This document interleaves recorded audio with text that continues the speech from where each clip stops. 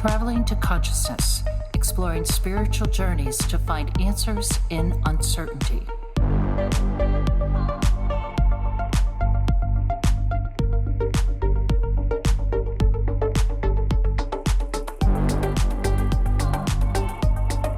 What is up, conscious monkeys? Welcome to another episode of Traveling to Consciousness. As always, I am your host, Clayton. Today's guest is all about holistic lifestyle and wellness. She is a teacher in yoga, meditation, and the main reason that I wanted to talk with her, whatever adverb you want to use there, is she's a teacher in Qigong, something that I know very little about. So with all that being said, conscious monkeys, welcome to the show, Emily Lisanti. Emily, thank you for being here. Hello, thank you for having me. I'm so excited. Yeah, I'm excited to get into this, hear about your journey, figure out Qigong. And we discussed right before this, is there like a Qigong practice that we can kind of do to, whether it's set our energy, whether it's clear our energy, whether it's however we can get our energy in the right place to absorb this information? There 100% is. I think the best one, as I am holding the mic with one hand and only have one hand to actually show this, it would be removing energy from the mind. So the space up here where the third eye is, where our crown chakra is connected, where all of our thoughts are moving around all the time, day in, day out. And it's just literally using your hand. And I don't know if you've watched ASMR, but it's kind of like ASMR related as well. But you kind of just imagine that you are pulling your thoughts out with your hand. And this is actually used in the ancient Chinese or Qigong practice because they literally used to scrape energy away from the crown and then drop it into the earth. So physically, like pulling it out of the mind. Maybe you use more intention to think of something specific you want to pull out, and then you kind of just drop it down into the earth and release it. And that's just a really great practice to do before like listening to anything or having a conversation or just wanting to reset into the present moment, because as we know, it's very easy to get caught in all the thoughts and to have like a very noisy mind. So yeah, that's one of my favorite things to do, like in the morning or yeah. That's pretty cool because I'm even sitting here kind of doing it. And if you're listening, basically just like close your eyes and I guess take your hands kind of above your head. And she was kind of doing this like octopus motion with her hands where it was just like almost grab something in your head and like pull it out. That seems kind of clearing. I feel a little bit like lighter just like doing that for a couple seconds right there. I'm telling you, Qigong, it's powerful stuff. So simple yet so powerful. Well, before that was what kind of blew me away. And so I want to put a little quick pause on the Qigong talk because we're going to have a good conversation about that. Before we get into Qigong, let's step back a couple years. Whenever you were a kid, usually parents will bring this up. Maybe it was an older parent or guardian that you heard it from. Do you remember the first time that you were asked, Emily, what do you want to be when you grew up? And when you were asked that, what was your response? So I went through a couple phases, but as I told you before this, my dad and both my parents were voiceover artists. My mom is British, so she has like a beautiful posh British accent that she used to record Pride and Prejudice audiobooks to. And then my dad had that intense voice, like coming up next, like it is, like trailer voice kind of thing. So I used to go in the studio when I was little. A little bit deeper. Yeah, exactly. But when I was little, I would go in the studio. We had a studio upstairs in the attic, and my dad would work from there because he was self-employed. And I would go up there and do little shorts for PBS. I don't know if you know PBS. You're American, so you know. A lot of people here like don't really know what PBS TV station. is. Yeah. But I would just go. Yeah, we know. Everyone will know what PBS is. Yeah. Okay. Good. So I would just go like, coming up next is Arthur, or like coming up next. So I would do that when I was little. And so like a little part of me was maybe thinking, ooh, maybe I'll do voiceovers in the future, because that's what I saw both my parents doing. But then I had this other weird like obsession which I don't even really have any backing behind because like I wasn't actually into it. I just always loved saying, when I grow up, I want to be an archaeologist. Like that was it for me. I don't know. Interesting. So I don't know. And I think it was because I love to travel and I always had this thing like I want to do something different and go travel the world. And like I always found, or I guess discovery and like finding discovery about ancient culture and stuff. I found that really cool. So maybe that's where it stemmed from. But yeah. Was there a specific culture that you were infatuated with or that you were very much aligned with of like, yo, this culture is like the one I want to dig the deepest in? Well, it's always been for me like well European culture, I guess, in general, like if that's an overarching thing, it's not as old and it's not as interesting, but I think like Spanish culture as well, or it's the things that have like stuck out to me when I was little, Spanish culture, because like I used to love Spanish music and like be really intrigued about Spain, and I'm still obsessed. And then um or Asian culture, because, and that relates with Qigong, I guess, because I used to have dreams, like recurring dreams of being in Japan all the time, which is so, I don't know, haven't been there yet. Well, And then the third one is probably in this lifetime. In this lifetime. Yeah, exactly. It was probably there a couple lifetimes back. And the third one was, I think, just, or I said European, but like Italian culture, because my dad's Italian. And I've always, like, I've never met my grandmother, but I've always felt very connected with her because apparently we look exactly alike and whatever. So that as well. Yeah. Random. That's pretty cool. And so, yeah, I mean, it seems random, but you know, you never know the way that these things are going to interconnect with themselves. Yeah. Because even looking at, you know, your upbringing with the microphone, you were thinking you were going to be a voice person, but then even, I don't know that you've mentioned it already, but like when we were in the green room, you were talking about how you just love doing podcasts. And so, you know, there's those like small little connected pieces, and it just comes out that it's like, oh, well, like voice acting, but podcasting is like super similar in the way we view it almost. Yeah, exactly. And And so do you, sorry. go ahead. I just think it's so interesting how it's there's just like this small delay. Oh, okay. Sorry for anyone listening. There's just like this small delay between us, so you have to stick with us. Practice, but I'll try to. We'll practice patience. We'll figure it out. We'll practice patience. Yeah. So I think it's also just really interesting how it's like you kind of remember things that you were interested in childhood that you like didn't even, you know, it's like a really small detail and you're like, oh yeah, I remember reading that book once and being like really intrigued by it. And then as you said, it could maybe be a past life, maybe be something totally random that your mind has made up, or be something that is like what your future self is doing. I find it like super cool to kind of dig up those little gems, you know. Yeah, and I do know that's like what I try to base like this podcast around is, you know, starting with people's like childhood and like working through it. And especially it seems like it happened a lot more like in the episodes like between 20 and 30. But like you'd get to a certain place in someone's story and then it would be like they would sit there and be like, holy shit, like I never realized that, you know, this thing that happened when I was like 10 years old, you know, influenced what I'm doing today. And to me, I find that to be such a fascinating discovery to even just be a part of, but to even see it in my own life and see that reflection in so many other people's lives. Completely.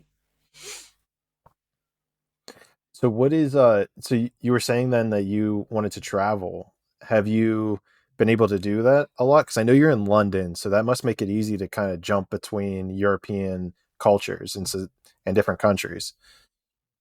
Yeah, so I when I was younger, I traveled a little bit, but it was like very kind of, I don't know, it was like family vacations. I would go to Dominican Republic or like Mexico with my family every year. We would do big family trips, which was like my favorite thing ever.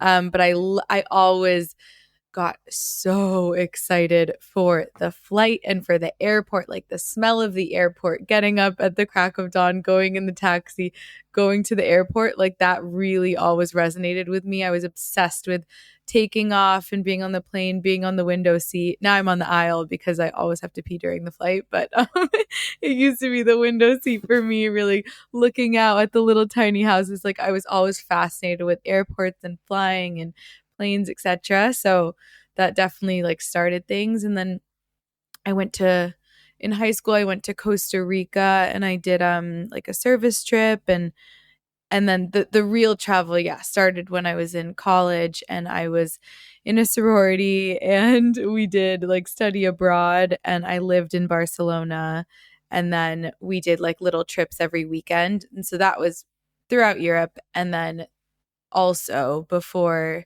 I came to London, I did a Euro backpacking trip. So it's been a lot of Euro travel. I do, so like the goals now are like I want to do South America travel and more like Asia travel. And I just went to Bali, but it was very short and sweet. So I'll be hopefully, or I will be going back. But yeah, it's not like it's There you not. go. I have a lot of travel goals, I guess, but I'm gonna space them out. I'm not trying to like rush it, because I want to I love the idea of routine and stability as well, and travel sometimes gets me a little bit like off course, off center. So I like to come back to the stability, and then the end goal would be to like have my home base in London and then be able to travel wherever, whenever, the dream. Before we start the show, I must warn you that there are ads throughout this podcast episode. If you'd like to get the show ad-free, you're able to get access by downloading the official Traveling to Consciousness app. It's available in the Google Play Store and iOS Store. I will note that there is a small monthly fee associated to get these episodes ad-free. And this is an important part. Make sure that any purchases you make on the website, travelingtoconsciousness.com, because products are going to be 15 to 30% more expensive through the app, because, the big boys got to get their own check. Even though you're purchasing this stuff through the website, you will still be able to enjoy all this content on the app. Now, if you prefer the free route, you can get a free login on the app, and that will grant you access to challenges and notifications when new episodes arrive, discounts, exclusive content, and so much more. All of this just by searching Traveling to Consciousness in your phone's app store, or click the link below. Conscious monkeys, I need to tell you about these psychedelic fabric mushrooms that are absolutely incredible that I've just come across. They're all one of a kind and are honestly a perfect trip buddy. They're an incredible addition to anyone's like house or room who takes psychedelics and you have a certain spot that you like to go and relax. You're going to have to check out these Aquarius mushrooms. These high-end mushrooms are made with 100% recycled material and are all one of a kind. Honestly, these mushrooms are something I'm not going to be able to describe in words alone. You're going to need to check out the link below and search to see if you can find one that resonates with your soul. Remember, they're all one of a kind and made from 100% recycled material. Aquarius mushrooms. Premium mushrooms for the new age of enlightenment. Get yours today. And with that being said, conscious monkeys, let's get back to the interview. I do know because I very much have a very similar vision myself. And what's interesting for me is what you're talking about here with the stability and then kind of the variety almost, or the adventure aspect of it, because this is something I've thought about as well, where I feel like I'd want to have one home base somewhere for like 3 months out of the year. And then that fourth month, or well, for 9 months, but every 3 months be stable. And then that 1 month go travel somewhere, 3 months stable, 1 month travel. So, in talking about this in terms of balancing that stability and then the variety, from a time perspective or even from an energy perspective, how do you view that? I think that energetically it's an interesting thing. Well, this draws me to, I guess, a good chat about why I was so drawn to Qigong and yoga and meditation in the first place and how that sparked off, because initially in college and even in high school, like kind of the beginning years of my life, I was not taking good care of my body, like at all. Like I've always been a happy camper, like a pretty positive person.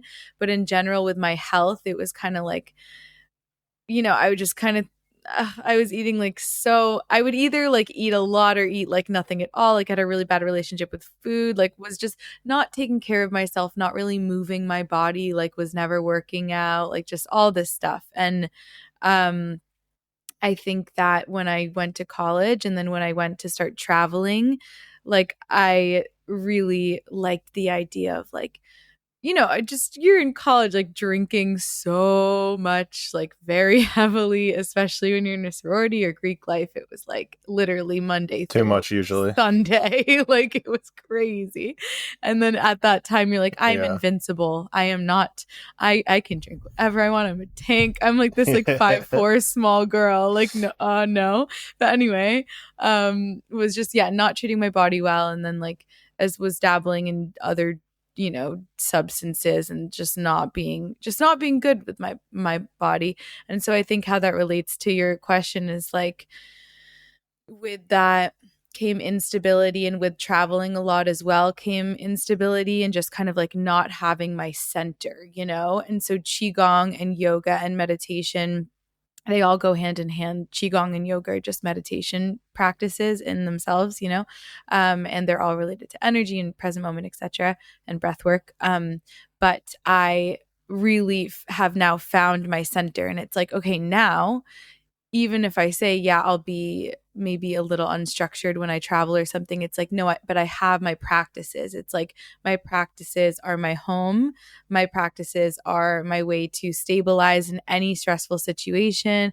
Even if I feel like I'm like, I don't know. I'm just saying this now, but like if I'm in the middle of the desert with no water, I would be able to calm myself down with my practice. It's like really special to have that now, because I feel like it's realizing and recognizing that nothing outside of you is really going to, save you or help you or fill you. It's like the things you do within, the things you think, feel, and the actions you take, like, from within is the groundwork. Like it's just everything. So yeah, that kind of answered the question, but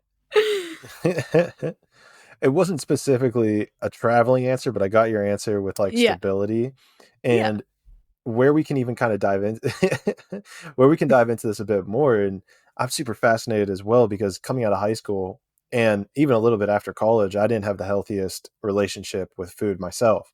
Yeah. So in your journey, where did you kind of find yourself in this place of, oh shit, like all this stuff I'm putting in my body is detrimental to where I want to go? And kind of like, where did you make that shift of, I need to be paying attention to what I'm doing with my body, in a sense? I pushed it to the absolute extreme. It was a rude awakening in actually 2019 and 2020. Like honestly, it was like it wasn't that long ago, like when this all shifted for me. Cuz I was just really pushing my body to the absolute extremes, and I was hit with, well, I've always kind of had like a little bit of asthma growing up. I don't want to own that story anymore because I've healed it and I haven't struggled with it now. So I'm like, okay, that's past me.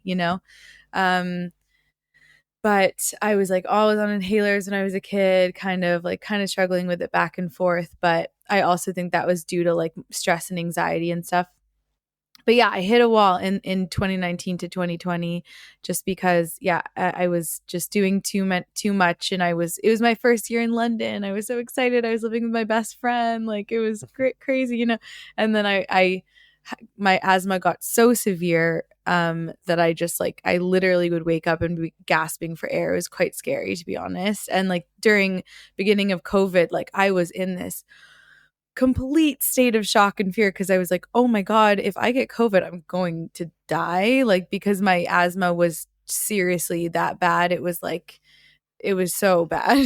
And that then triggered, since I wasn't getting enough air, I would get sick a lot. And I got a thing in my inner ear, like vestibular neuritis, and that caused vertigo. So couldn't breathe. I was spinning, like the room would be spinning. I would be like off balance. And then third, obviously, from those two things, I was having severe panic attacks. So I feel like I don't even like, it's kind of blocked out in my mind because it was like seriously scary.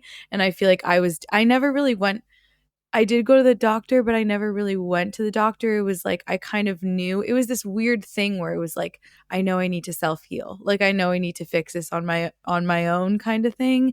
And I was done with inhalers. They weren't helping me at all.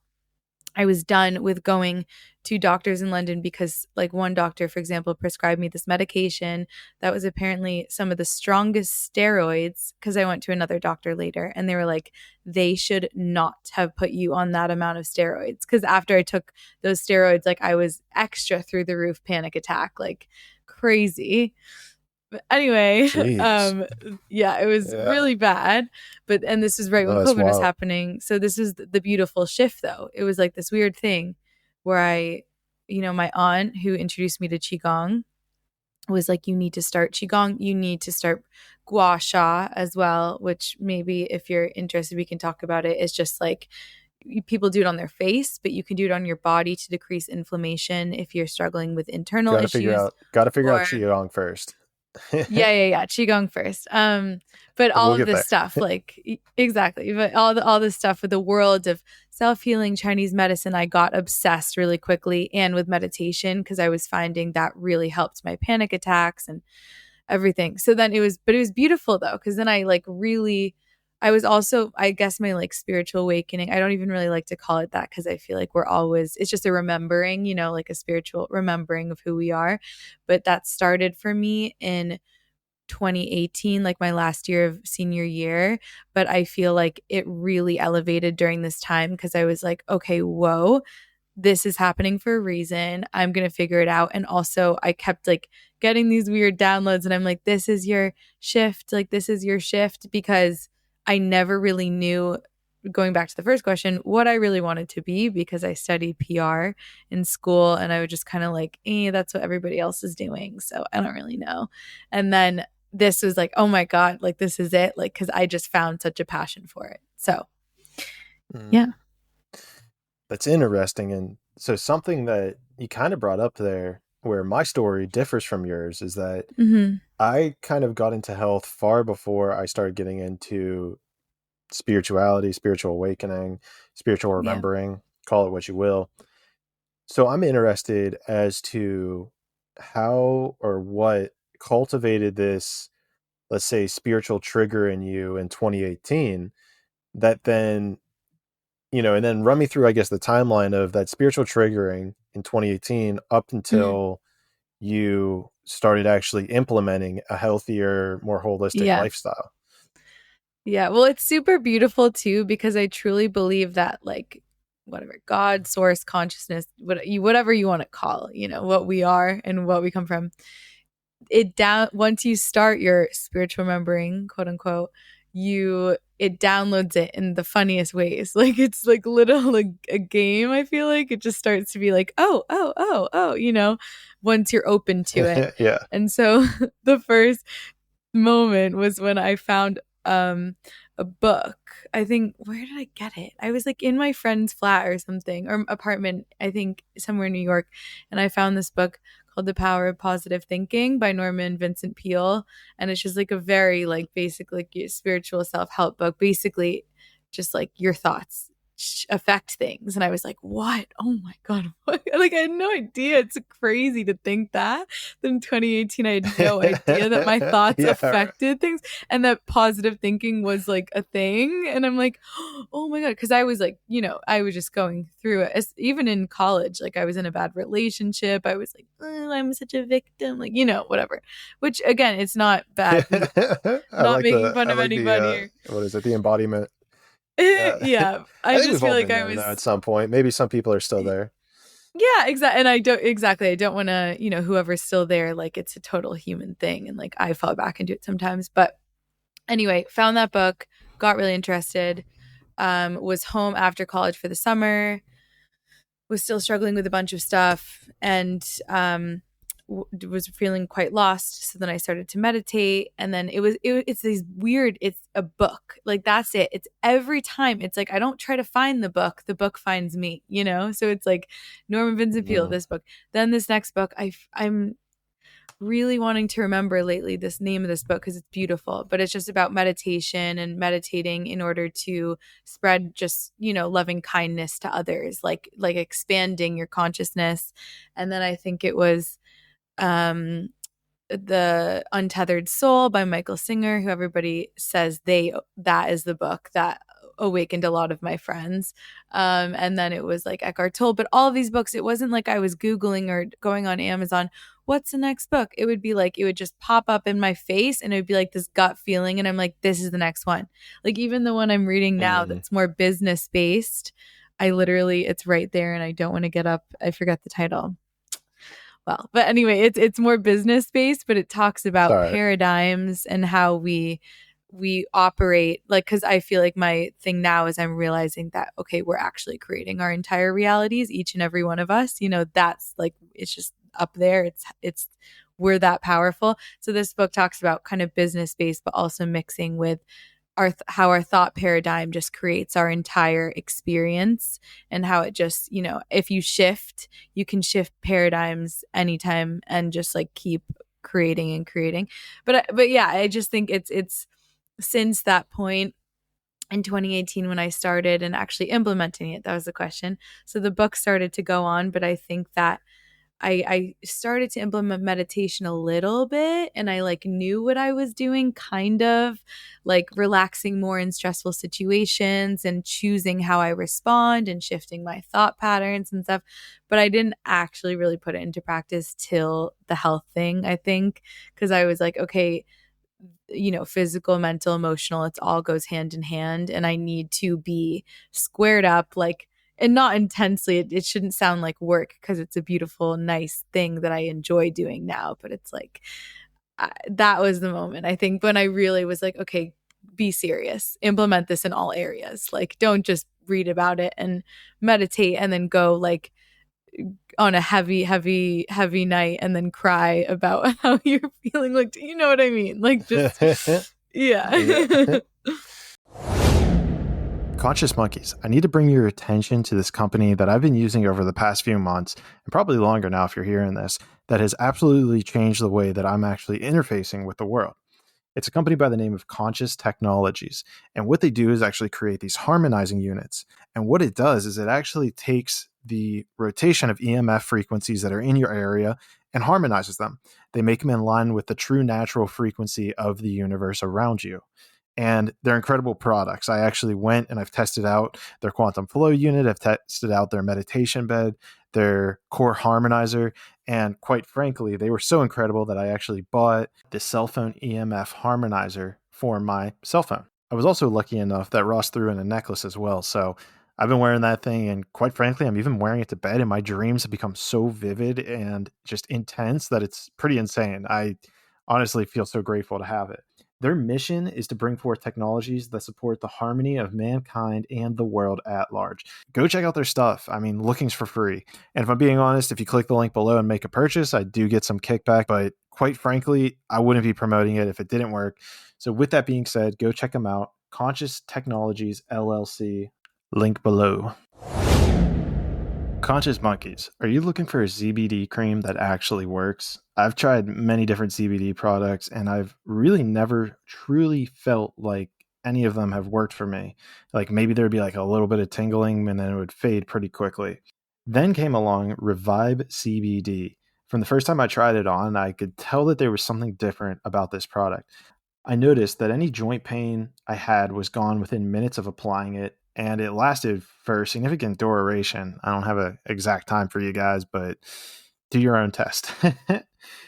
So if you're still looking for the right CBD cream, then this might be the right one for you, because if you resonate with my vibe, then maybe you'll resonate with this vibe.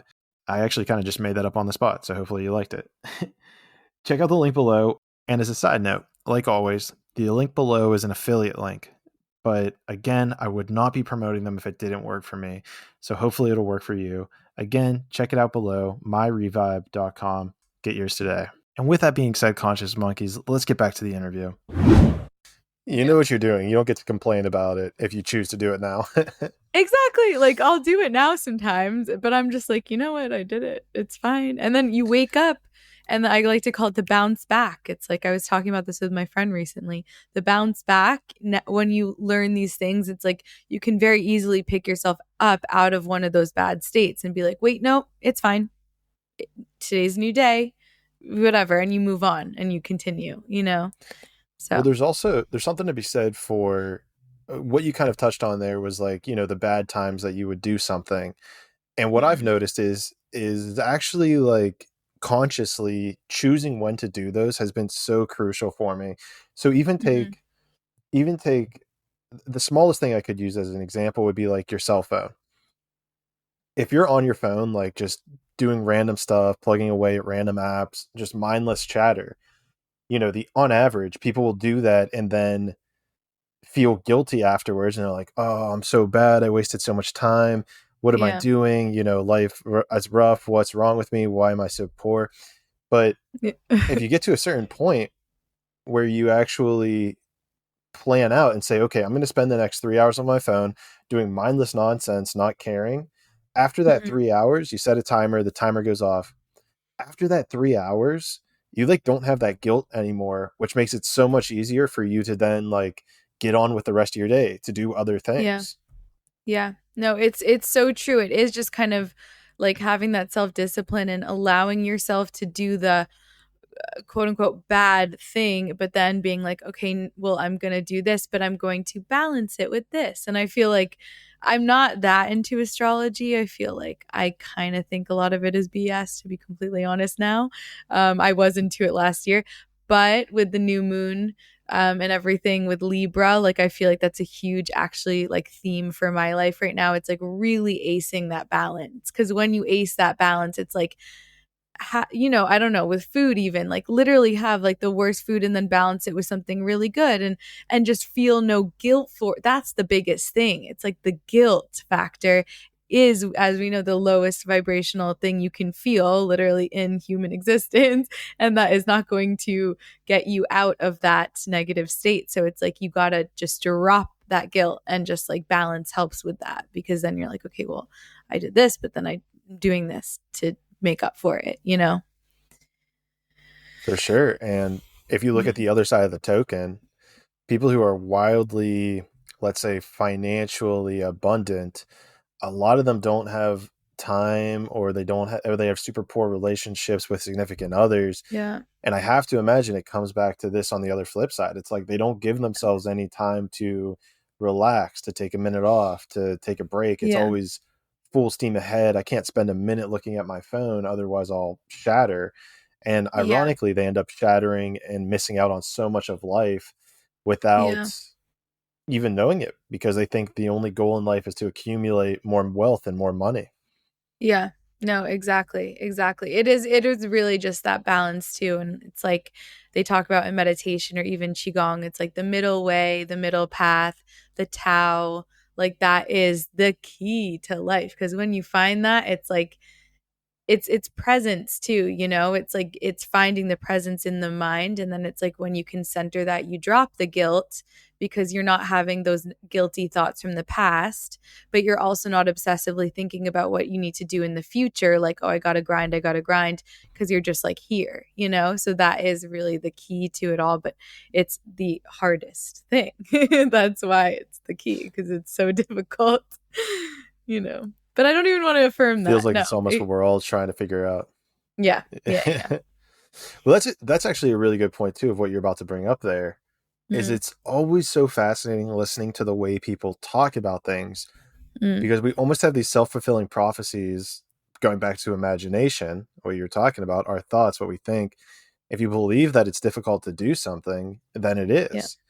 And this was a huge step in my personal, what do we want to call it, awakening step, is evaluating all those things that have been told. The things Yeah. from sometimes you have to do things you don't like in order to succeed. It's like well, why Yeah. can't I just either learn to like the things I claim to not like, or just find a different Mm, way around them? And so yeah. I find that, so good on you for, I guess, catching yourself in that situation. Yeah. Yeah. That's been my biggest obsession right now, or I guess my like next step that I've been focusing on with, I mean, I don't know if you like study Neville Goddard, and there's this YouTuber that I love, Dylan James. He's like this random guy who just like so talks about this, but it's like the law of assumption, the law of assumption. So it's we create our own realities, but we create it even more deeply than we think. It's like our beliefs. Our beliefs are what create our actions, our feelings, our thoughts, programs, how we interact with other people. Like they literally create how other people show up for us based on these things we're telling ourselves, even maybe if it's from childhood. Like everything is like it's basically just a story that about ourselves, because we're just creators. You're telling your Clayton story, I'm telling my Emily story, and it's like how you can make that easy shift. It seems so simple, but it actually is being like, no wait, actually, like I love working out every day. No, I love it. Like it's so fun. And the more you say that, the more you're going to start believing it, because our brains are just programmed. So you're just going to be like, I love working. Like I love it. It's so fun. Even I'm so bad at math. That's always my thing. But I could be like, no, I'm actually great at Mhm. math. I'm actually super good. And then I would start to learn about math and be like, ooh, because your brain, you're literally sending those signals to your brain and being like, this is me now. And then you become that. It's just the coolest thing ever. Like it's just so exciting and fun in a way. It really is. And Yeah. I mean, if I had anything of a testament, like we kind of talked about this before starting the podcast, but even just the last week so this is going to be airing probably in the middle of November. And for people who are wondering, Mm. we're recording this September 28th. So what's interesting for me is over the last week with like the explosion on Instagram is it's so fascinating to see that, because it's something that I've been visualizing for a while and seeing it Yeah. happen. So for me, it's like just kind of that self-fulfilling prophecy of like this, like one more thing on the fire of like, oh yeah, like this stuff's real. And if you give it that Yeah. appreciation, like you'll get there. Yeah, it's also just testing it out for yourself. Like I feel in the summer when I was really waking up to this truth, and I'm like, yo, like my thoughts and visualization, because I've always been a daydreamer. Like I'm always like listening to a song, like literally just daydreaming and creating.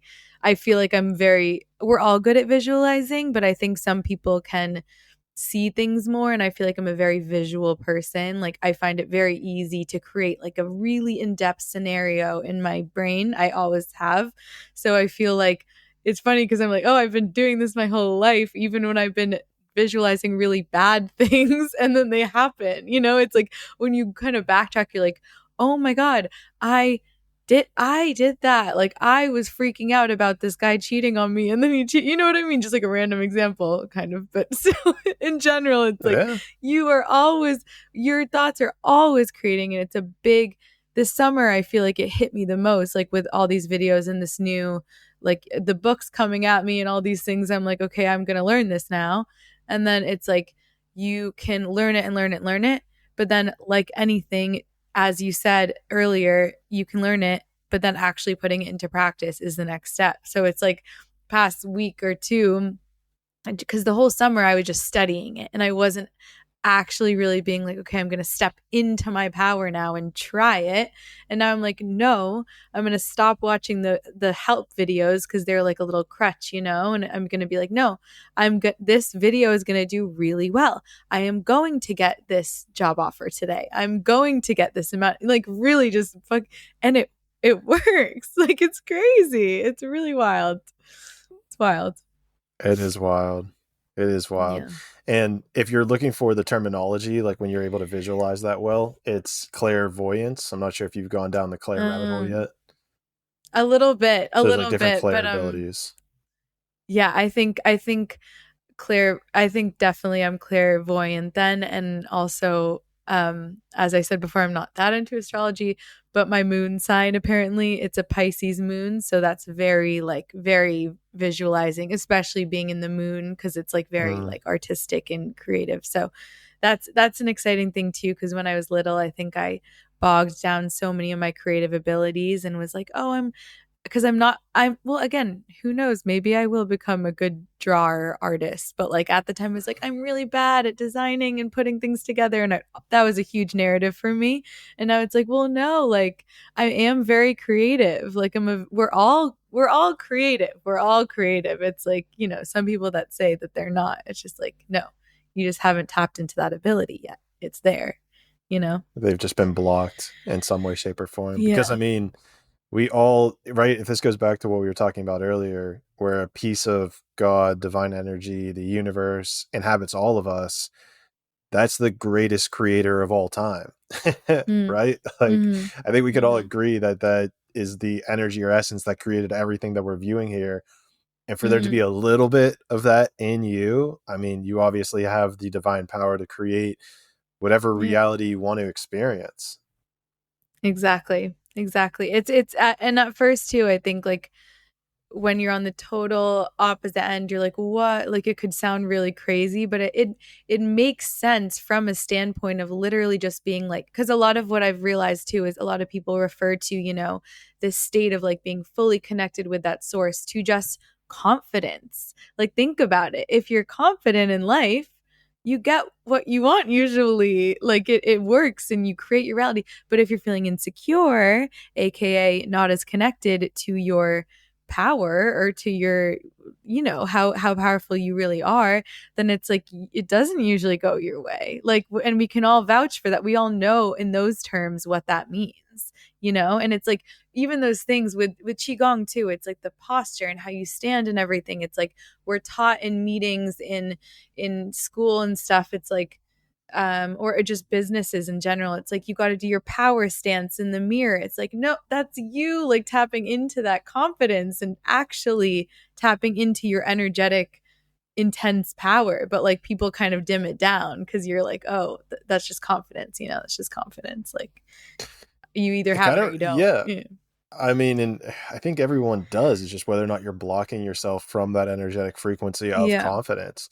And even more so, right? I don't know about you, but like in my life, whenever my parents have whenever I have like a bad dream, right? So you have like a bad dream at night, you're crying, you run up to your parents, you're like, mom, like, I just had a bad dream, a nightmare, so and so died. And she's like, oh, don't worry about it. Like it's not real. It's not a real thing. And that gets imprinted in you. And along this journey, I mean, your imagination and dreaming are arguably just as real as anything that we're experiencing in this present reality. Yeah, exactly. I think that too, like even with clairvoyance or with things that are like your quote unquote sixth sense, like the things that we don't see in our physical reality, like test. I don't even know the five senses. You know what I mean? But in that physical reality, the things that we're not connected to. It's like, yeah, we're just so taught to be, and everyone is like, that's the conditioning that happens. Maybe that's the whole point of the game, like of life. It's just like you're conditioned to believe that you're not this super human, and we all are, and I think that's like as you get older, that's why people have spiritual awakenings or spiritual rememberings and stuff. But the dream too, it's like that when I said Japan and I used to have that dream about Japan, this was the weirdest dream, and I had it all the time from a very young age, and it's like so clear in my mind. And I had really like, with speaking of insecurity and the reason why I guess had like issues with food, and so it was like I was so insecure growing up, and I don't know where it came from. I had a great childhood, so insecure, and I still struggle with that. This has been my biggest thing recently. It's like, just stop. Like it's just like the insecurity was deep and it was intense, and I just felt like when I was a kid I had this dream, and it was this boy took me to a field, and I went into a small house in the field, and in this house I was being created into a kite, and then this boy took me as a kite and was flying me like around the field, and I feel as though now I interpret it as like, in the dream it was like scary, like I was being flattened and like eyes scrubbed out, like being turned into this weird flat Stanley kite thing. Like, I don't even know. And then being flown. And I feel like that's even like from ancestral things and stuff, and what I've learned about my family, like that deep insecurity, that deep like feeling controlled by other people and feeling like, and I feel like that is kind of, in a sense, a way of me being like, oh, I feel really like just flat and like invisible and like not in my power, I guess. Like the weirdest dream, I know, but No, it's super fascinating. I find them yeah. super interesting. I find dreams that they tend to be very reminiscent of things that we either need to look at or to understand deeper about ourselves or about something in reality. I had on the podcast a lady who is a dream oracle, and she would have been maybe 2 weeks before this air date. It's not out there yet for your sake. But she talks about dreams, how you can like interpret them for your own meaning, right? So to be flattened out as a kite and to be flown, it's like, to me, it's going to mean something completely different than it does to you. And so I always find them super fascinating. And there's so much you can do with your dreams. Like, they're so powerful. And that's the next thing I'm kind of stepping into, of put it in the bucket list of things that we were told aren't real that actually might be one of the most real things in the world. So that's been a wild I have adventure. chills. Like, it's so cool. It is. Definitely keep me updated on that journey, because I feel like I'm also super fascinated with the dream stuff. Well, for sure. Here you go. I'll give you a very super fascinating one, and it's a little bit morbid, so get ready for your energy to drop a little bit. I think sometimes they kind of are. I mean, mine was quite creepy, so Well, yeah, that's true. That's true. Well, we'll get to it. We'll see how it compares. So, okay. So when this was actually this past week. So a big thing I've been doing in my journal after talking with that lady is actually start like writing my intention before bed, asking, the dream realm like questions about life and, helping me to release things and all this different stuff. Yeah. So I forget what the intention was exactly. Well, let me back up. So Saturday, there at the local amusement park, there was a shooting, and luckily no one was killed. Just 2 people were injured, and I found it interesting. And so, whatever happened. And so then on Monday, 3 days ago, I was actually going through my dream journal. So every morning I wake up, I write down my dreams, and I was going through my dream journal, and I realized that the dream I had on Thursday of the week before, I actually had a dream that I was at this amusement park. I had a dream that I was at this amusement park and that I was the only one there. And there was like this really weird, like dark mist that was kind of taking over the area. And it was like gloomy and, overcast, and it was kind of weird, but it was at that amusement park. And so it was interesting. So then I kind of woke up, wrote that dream down, and went back to bed. And then I went back to bed and I had a dream that was very long, and it ended with a vampire that was like covered in blood. And I was like looking at it, and I was like, holy shit, like this is crazy to me. So then I realized that I had this dream, what it would have been the day before that shooting occurred at that amusement park. Whoa. Whoa. That's crazy. Right? Yeah. So then where it even gets more interesting, and this is where my mind went with it, right? Like, number one, okay, was this possibly a future prediction of what was going to happen? Premonition. Where it gets crazy to the next level is premonition. That's a good, I need to remember that word. Where it gets interesting is, had I evaluated that dream the day before and then gone to Kennywood, because I've been wanting to go to Kennywood for a little bit now, which is the amusement park. Had I actually gone to Kennywood and, let's say, spread the energy of just smiling at people, the energy that I take wherever I go, which I try to be as, smiley and happy as possible. Had I done that, the question becomes, would the shooting have ever occurred in the first place the next day? Yeah. That's where I'm kind of tripping out. Yeah, I'm so sorry. There's like something a going on with vibration my or something. mic. Yeah, hold on. I'm just trying to fix this.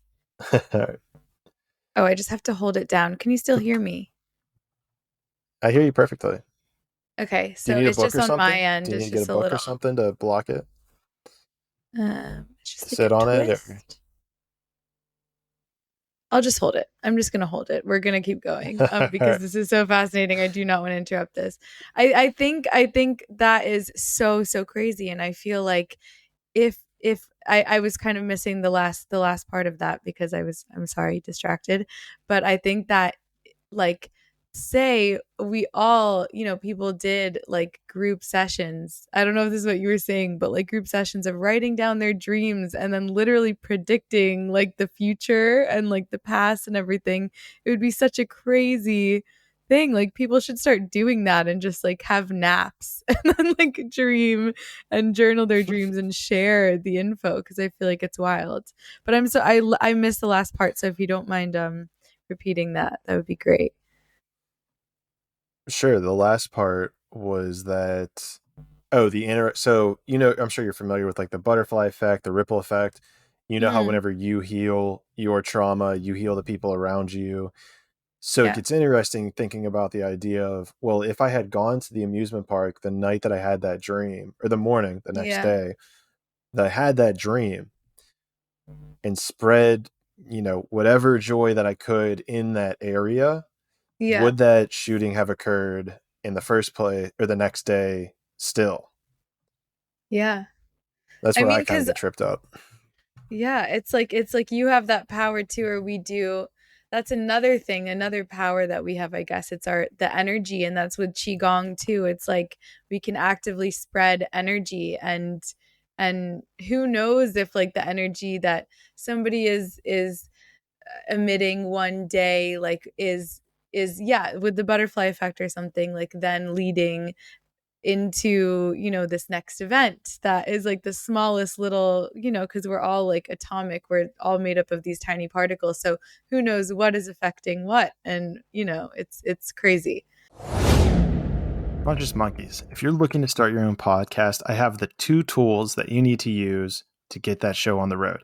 And the names are Buzzsprout and Riverside. I'm combining these into one ad because, I've honestly had nothing but the best for them. But if you're going to be using one of them, you might be using the other one.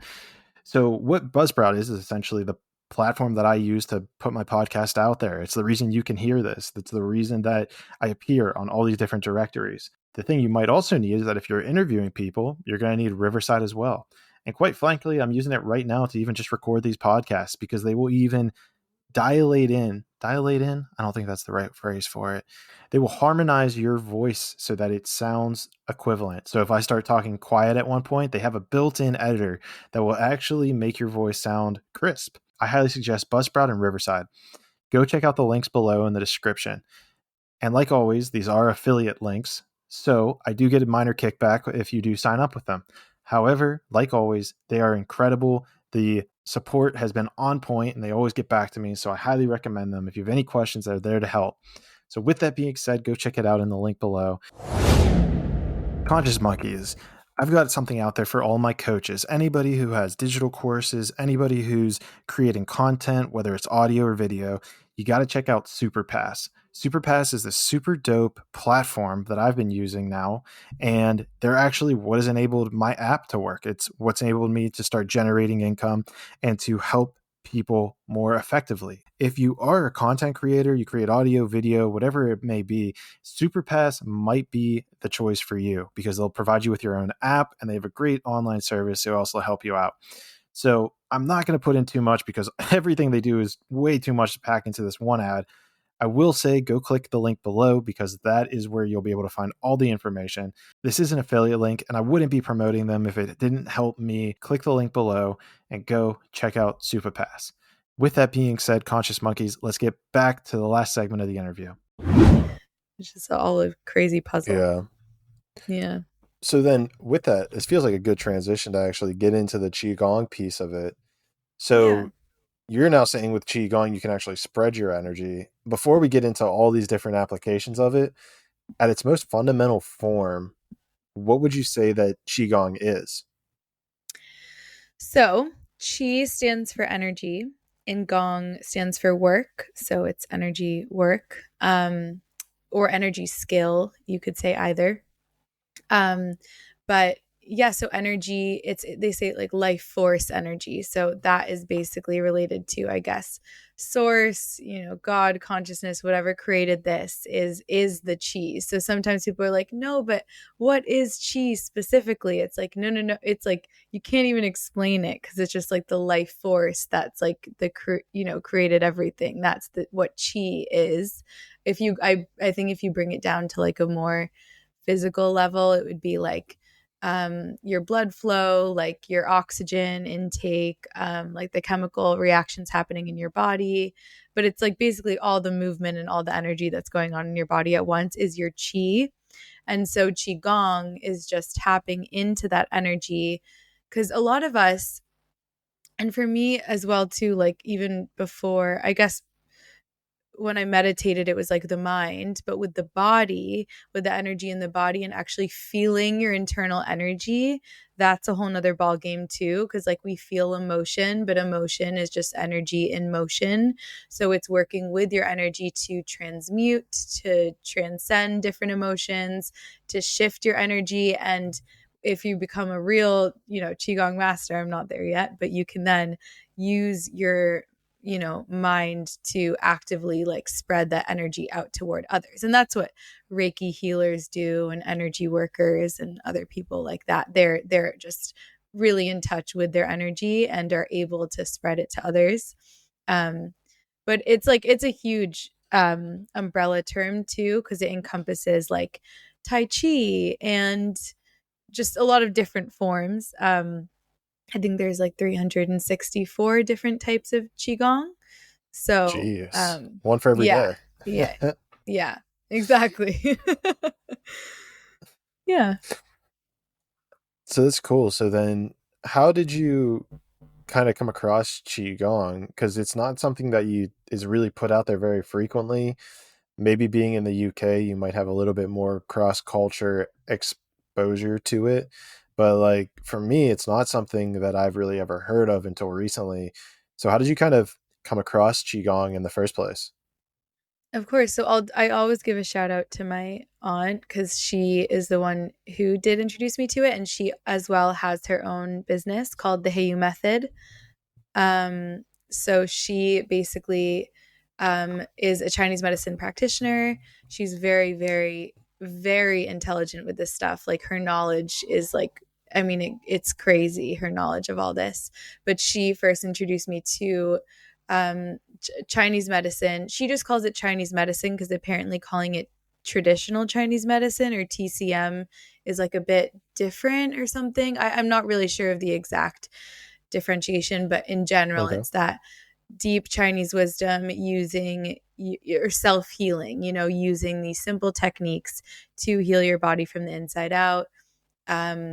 Not totally shutting out Western medicine, but taking the proactive steps to begin self-healing, and then just like making it a part of your daily life. So I first was introduced to it by her, and then just as I said with like the spiritual awakening thing, it was kind of like once I got started in it, it was like I just kept finding these books and like finding podcasts and just going down a total rabbit hole. So yeah, that's how it started. Then what? So it sounds like it's a part of your daily life. You do it every day, Mhm. and it's just a piece of the almost healing or integration process of you remembering. What are the things that you do every day, and like how much time does it take? Because I mean, pulling the thoughts out at the beginning, it was pretty quick and easy. Are there like more involved things you do throughout the day? Is it dependent on your energy? Like, what does your normally day look like with qigong? Yeah, so I think it used to be like at the start it was kind of like very laid out for myself. Like I was like, okay, in the morning I'm going to do this type of practice called 12 rivers, and then in the afternoon I'm going to do between heaven and earth, which is a different format, and then at night I'm going to do just like a chill, like relaxed one. And it would be like that to a T, and that really helped me. But I think that was also during the time when my health was worse, so I was like really relying on it. I was really like, I need to do this, I need to be in this routine. But now I find that like just like meditation, you can integrate it into your whole day. So that's what I do on TikTok. I basically make those short little videos about how to like shake the tree or do these little Qigong movements that you can do anywhere. And I'm really happy that that kicked off because now all my friends are like in the supermarket and just like wiggling their butt, like, you know, just doing these funny movements that are like so beneficial and will completely shift your energy within seconds. But they're so easy and so like, I get a lot of comments too, like they're so obvious. It's like people say, "Oh, I've been doing this my whole life. I just didn't realize it was like me working with my energy. Like I didn't realize this was like qigong, you know?" Um, but I think that for me now, it's like I like my morning routine is like my sacred thing. Like I find for everybody they should have a morning routine because that's the setup of your whole day, and it's like that is the foundation of your day. So I really like to do it in the morning. Sometimes I'll take like a little break to do it in the afternoon, but now it's mainly morning for me, and then mainly just staying connected with that feeling throughout the day. And that feeling, even if you practice yoga or meditate or take a walk, it's like that feeling, the best way I can describe it is like the relaxed focus. It's like your body is super calm and feels very light and like kind of even buzzy, but like you're tapped into like pure presence, and you also feel that like really abundant, I like to call it like my abundant joy in the heart, because the heart is the love, the joy, the peace. So when you're doing these practice, but when you just literally like, I don't know, like when you're cleaning a dish or talking to your friend or like even out at a club, like if you're tapped into this energy, like everything just becomes more colorful and more vibrant and more fun. And the quote that is my favorite quote of all time, that it's probably somebody has probably said it before, but I feel like it just came to me like external things won't fill the void, joy will. Like that's the number one thing that I resonate with. It's like no matter how, you know, I definitely want to become wealthy. I definitely want to do all these things like out in the external, but if you're not feeling joy within, you cannot appreciate, because I've also been in times like even when I was in that really bad health state, when I was like in like such a cool place, like in this beautiful house, like having so much fun with my friends, like, you know, something that somebody would try to manifest, like a moment. And I just couldn't enjoy it at all because I was either feeling anxious or depressed, or just like you need to find that within first. And then the beauty of it is too, it's like whether you're in your studio flat, like just sitting staring at a wall, or if you're at the coolest celebrity party at the top tier of anything, like you will feel the same way, you know? Because it's like you reach that cap of joy when you do Qigong, and you truly, like, I don't think it's just like it doesn't matter what's on the external anymore. And that's yeah, that's like what my biggest thing from Qigong. I think it's like we are the love, we are that feeling of joy, it's in us, so it's like you don't really have to go and find it anywhere. Yeah, this is something that I feel like has been coming up quite a bit in conversations, this idea of that like pure state of joy. Mm-hmm. And where it always takes me and reminds me of is that whenever we are, the reason that we want something, the reason we desire something is because we're Mm-hmm. desiring that feeling or that emotion that comes with it. And to your point, you're even saying with Qigong that every single emotion that we have access to is available right now. So the whole question becomes is like, how do you get to your state of, how do you get to that state of joy, of happiness? You know, with like Neville Goddard, his whole thing is to, you know, embody you already having it. And I truly Yeah. believe, I think he has a book called Feeling is the Secret. And the whole point is because you need to feel that joy, you need to feel that love, you need to feel that excitement in order for you to attract those things into your life. And for a even a physical world representation, and I want to take this and we're going to work it into Qigong a little bit here, so stick Yeah. with me. But as a physical world example, another thing I've been doing over the past week, because I know you were asking about my Instagram, is literally like jumping up and down and cheering as if I've just won the game winning touchdown of like the Super Bowl or something. Hands Yeah. overhead, jumping up and down, acting like a complete fool, like yelling, just getting that energy to move. And what it seems like is that by taking that energy of joy into the next thing I'm about to do, whether it's to record a podcast, whether it's about to edit a video, anything, it seems like that energy is getting captured and like pushed into those items. And thus I feel like the thing that you're seeing on Instagram right now is what's the word I'm looking for here, is a side effect of that simple process of me. Anytime I feel tight, is to just get up and jump up and like, celebrate being alive, Yeah. celebrate this moment. So is there, in that, breaking that down, that jumping up and down, that celebrating, that cheering, is any of that like a Qigong practice, or are there even Qigong things Yeah. that I could focus on in that to amplify it? Yeah, I mean, it's great that you say that because, like, one of my favorite moves, one of the best moves is shake the tree. That's what it's called. And it's literally just standing. I mean, the general, like, the way that people say to do it in Qigong and like traditional is to stand with your feet to the floor so you're connected to the earth and you're connected to the ground. And then just shaking like from your feet and from the soles of your feet up through your body. So, like, your hands are shaking, you're kind of like shaking your tailbone a little bit, your head is shaking, and just really allowing yourself to fully let go. But now people just do it, and I like to do it just literally like jumping around. It's kind of like you're just shaking around, dancing around, and it's seriously the best release and the best mood booster. And I think, like, I have these little visions, or like a dream of mine is like a funny thing where I don't know, somebody in like a public space or like even in a park, just like everybody just all of a sudden doing a sort of like flash mob shake, and just like, even like, do you remember the Harlem Shake? Like, that was like a thing where just people would Yeah. do that dance. Like, just, but this would be like just whatever, the shaking the tree. And that's definitely a move that would probably resonate the most with like jumping up and down or celebrating.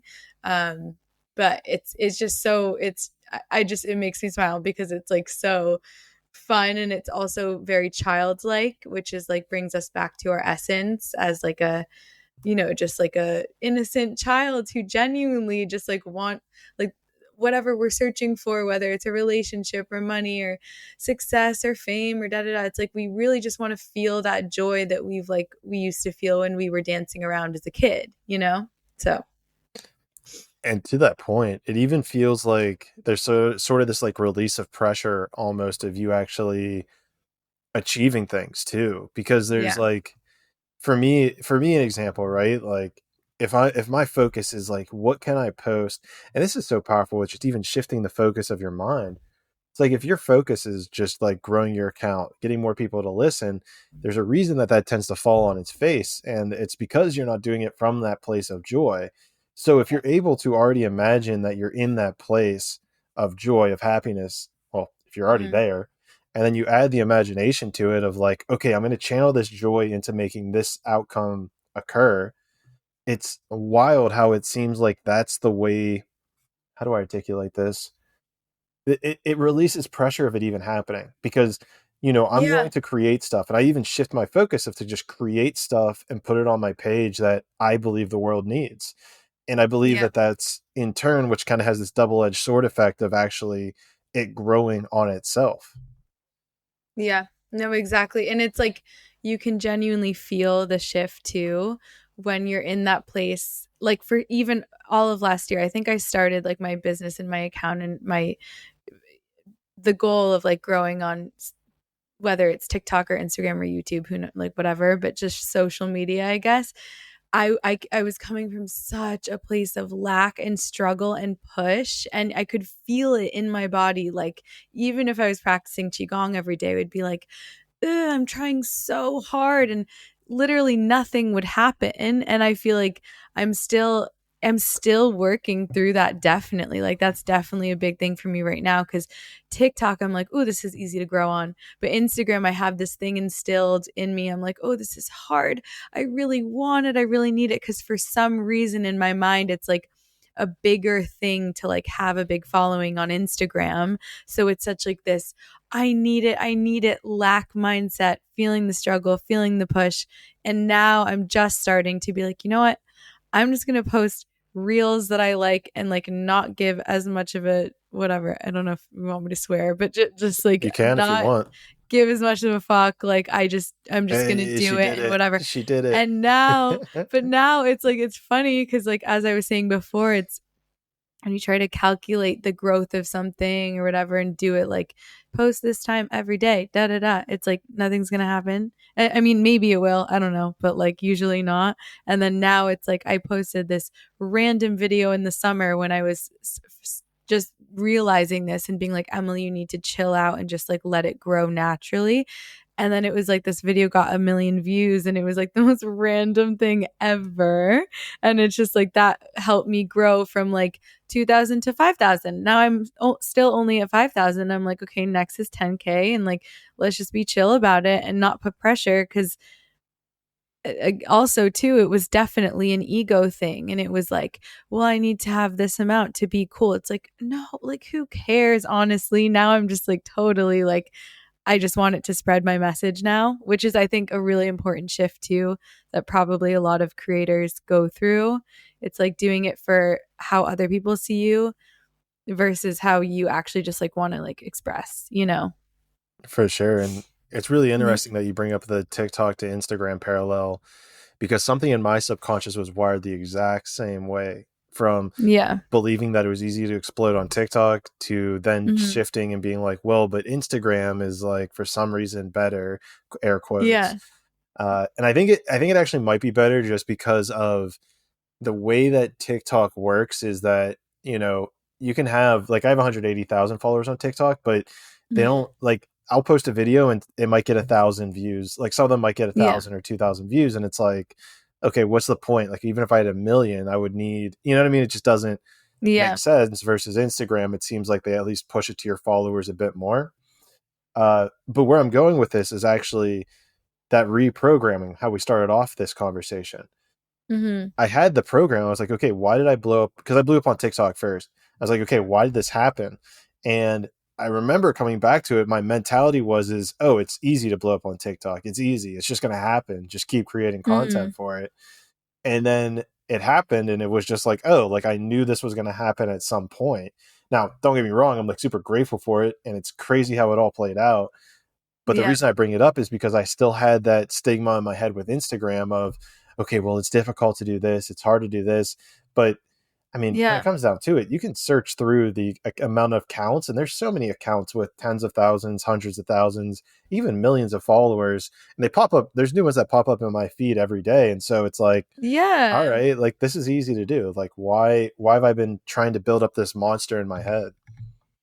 It is truly all just about the perception. And I feel like now that like I've learned that this summer too, it's just like it once you start seeing these things shift, then you're proving it to yourself that like everything is based off your belief systems, right? And then once you start to actually know it, then you're like, okay, like I'm so excited now because I'm just like, I know this is true. I proved it to myself. I believe in the power of my beliefs. You know, you have to believe in the belief and then be like, okay, now I'm ready. Like, I'm just going to tell myself every day, wake up, affirm like 20 times, like Instagram's so easy to grow on, Instagram's so easy, and like implement that. And I'm like, okay, it is easy, you know, it's just making that jump and being like, oh wait, this was just me holding myself back, which is funny too, because I feel like whether it's Instagram or healing or how you show up or in a relationship or anything like that, it's like it's mainly us just holding our own selves back. It's us against us. Like no one is actually like, we're the main culprits of our own issues. You know, if it's a world scale issue, like what's going on in a lot of parts of the world right now, that is a bigger issue, of course. But like in a sense, in your daily personal reality, like a lot of that is just you creating your own hoops for yourself. So For sure. And the craziest thing about that is, in my belief, the very first step, which is actually identifying those programs that you're running on in your head or Yeah. wherever, that you actually have identified with as just being self-evident. And I believe it takes a level of self-awareness to actually take that step back and be like, okay, what am I doing day to day, or even any problem you're facing? All right. And you just need to Yeah. break down that problem from like, how am I viewing this as a problem? Why am I viewing this as a problem? And what's it here to Yeah. teach me? And being able to step back and actually view the language and rhetoric in which you speak about this problem, in my opinion, it completely gets rid of it. That's the bravest step too. That is the bravest and most important step, because I do truly believe the people that I know that I'm saying this about in my life like will shift eventually, but so many people I still see are just, they just don't want to do the work. They're just like, I don't care, like I just whatever. And it's just like, I'm just gonna go to my 9 to 5 and go out on the weekend and totally drown out and like just whatever. And again, it's like, no, that I totally get that. I was in that state, and like that it's because this is the biggest step to be take it's taking responsibility for your own life. It's like being like, okay, how did I play a role in this? Maybe I was born into a really shitty scenario, and of course we don't have control over that. Who knows who has control over that?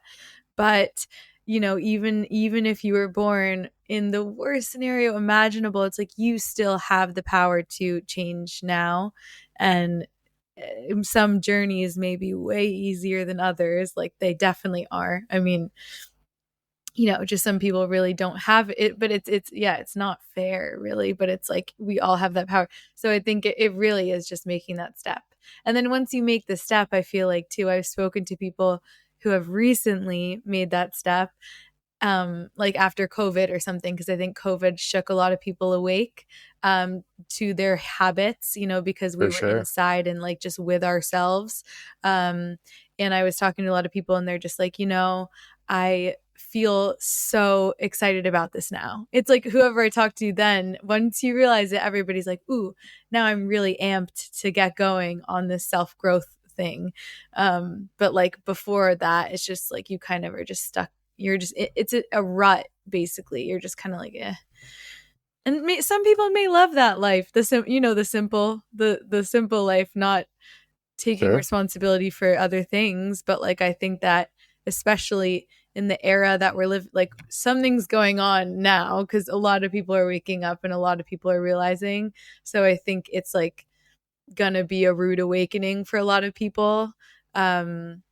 I just like how the universe works, and how it's like you go through tests in order to see more deeply into yourself. So I feel like a lot of people that are not there yet are probably going through some trials and tribulations. I don't want to pin that on them, but like I just think I would assume. And Yeah, I like, mean, because I'm it's going through trials and tribulations, but I'm like, thank God I have the ability now to take tools to like not get so upset about them. see a higher perspective. Yeah. Well, because I know in my life I have friends who like are so happy with just like doing their thing, living the 9 to 5 life. They got their own thing going. And so Yeah. it goes back to your point where, I think there might be some people who don't have it as their intention in this life to Yeah. learn about it, or they don't have it as Yeah. like a huge growth life. Like maybe it's just a recalibration life. So, and this actually hung me up for a while, like whenever I was starting my awakening process. And this could be a helpful tip for anybody else that's starting theirs is, you know, throwing stuff at a bunch of people like, oh my gosh, like guys, you don't understand how cool this shit is. Like, did you realize that like you can manipulate water with your mind and your intentions and all this stuff? And you'll get confronted with people that will call you crazy. They'll be like, no, dude, like that's not Yeah. right. That's wrong, blah, blah, blah. And it's really on your own behalf and to your benefit. It's really still having that little microphone jiggle thing. Yeah. I think it's better now. I think I figured it out. Okay, cool. I don't hear it now, so Okay. we should be good. I'm not So going to move. just sit still. No Yes. wiggling, no qigong wiggling for you. None. No. And what I think is helpful for people, oh, I had it. I know I still had it on the tip of my tongue. What's helpful for people is to actually keep that Yeah. information to yourself until you can truly embody it and believe it before sharing it with others, because that'll Yeah. shake you to your core about like what you know, what you're doing, if you're on the right path, if it's real. Because there have been so many like things that I've come to in my awareness, whether it's my clairaudient abilities, whether it's reading the Akashic records, whether it's the stuff I post on Instagram and TikTok. If Mm. I didn't have the core fundamental belief that there was truth in it, then anything else that other people would say about what I was doing, I would internalize. And if it's negative, Yeah. it's going to bring me back to that vibration that they're anchored in. And so, Yeah. just as a thing, as a little, say like a little white flag or red flag of warning, yellow flag, that's the color, yellow flag of warning, just, try to keep it to yourself until you find people that are like, yeah, man, like this is the nature of reality. Let's talk about it. It's so funny too, because I feel like half of my friends are on the wavelength and half of mine are not, and so it is like I sometimes forget like who to talk about it with and who to not, but everyone's very accepting of it and open-minded, which I feel blessed to have friends like that. But I think this is a very, I guess, I don't want to say advanced spiritual topic, but it's kind of like a mind fuck or just like kind of, like whoa. But with what Neville Goddard speaks about too, which is something I've been like really, really fascinated by, is that everyone is you pushed out type of thing, where it's like a lot of your beliefs and things that your brain is trying to clear out, or the belief systems or the new neural pathways happening in your brain when you're like realizing things and reprogramming and everything. It's like they will be confronted, they will come in your external reality and test you. It's like it is literally a game, like in a way, because I think sometimes it's like if you're awakening, it's going to be like universe or whatever is going to be like, oh, do you really believe in this? Like, we're going to test you now to see if you really believe in this and if you can really stand in your power, or if you're going to like fall back into that state of being like, oh, I don't really believe it anymore. Like, I feel silly for even like trying to venture there, like, and it's the everyone knows you push out thing is so fascinating because I've tested it too recently, just like, and it is again just with your beliefs, but it's like even when somebody, for example, like comes up to me, or even like my parents or something, like I don't want to say I test on them, but sometimes I do, and it's like my old programming would be like, oh, they're going to react this way, Mm. and then I go in my head and I'm like, wait, no, they're totally fine with it, they don't care, they're totally fine with it, they're like actually really chilled out about it now, and it will shift. It's weird, like literally they'll be like, oh no, that's fine, yeah, like that's fine, like about like money or something, and it's like, this is actually a reality. Like, I don't know if it's what Neville Goddard talks about, like thought transmission or energy exchange or something, or if it is truly just because we're all in our own little universes, who knows? But like how we also assume things, people, like other people, that's the craziest part to me. It's like how we assume other people are going to show up is how they're usually going to show up. And like, I don't know. That's again, it's like such an esoteric, like whoa, out there thing. But that's another thing too that you have to test and be like, okay, say if you're in like a romantic relationship and like somebody comes up to you and does something that is really triggering, and then me realizing, oh wait, this, like I have a lot of stuff I need to sort out with, like, like I guess like I hate to label stuff too, like anxiety attachment and stuff like that from like childhood and past relationships. But it's like if you want to test it out and be like, wait, no, but actually, like, I, first of all, like, I am worthy of proper treatment, and they also treat me really well, and they do, and you keep affirming that, and you see it start to shift in other people. Like, it's wild. And yeah, it really is No, it the is. testing out for yourself though. And it's like, yes, belief systems work with how like money shows up for you, or manifesting this or that, or like material things, or leveling up your business, visualizing your growth, but also visualizing how other people show up, and not as a manipulation thing at all. It's like just kind of like a thought transmission thing where it's like maybe they like feel a shift in how their programming is because of how we think of them. It's crazy, intricate. No, That's it it. is. And what it's reminding me of is the quote, those who change the world are the ones who are crazy enough to believe that they can do so. And Yeah. it's so true, because it's you, if someone believes that, you would easily call them crazy, but at the end of the day, Mm-hmm. it's they have that amount of power and knowledge and are able to exert that and almost create the world in their image. And it really gets interesting along the lines of, what does it get interesting? How does it get interesting?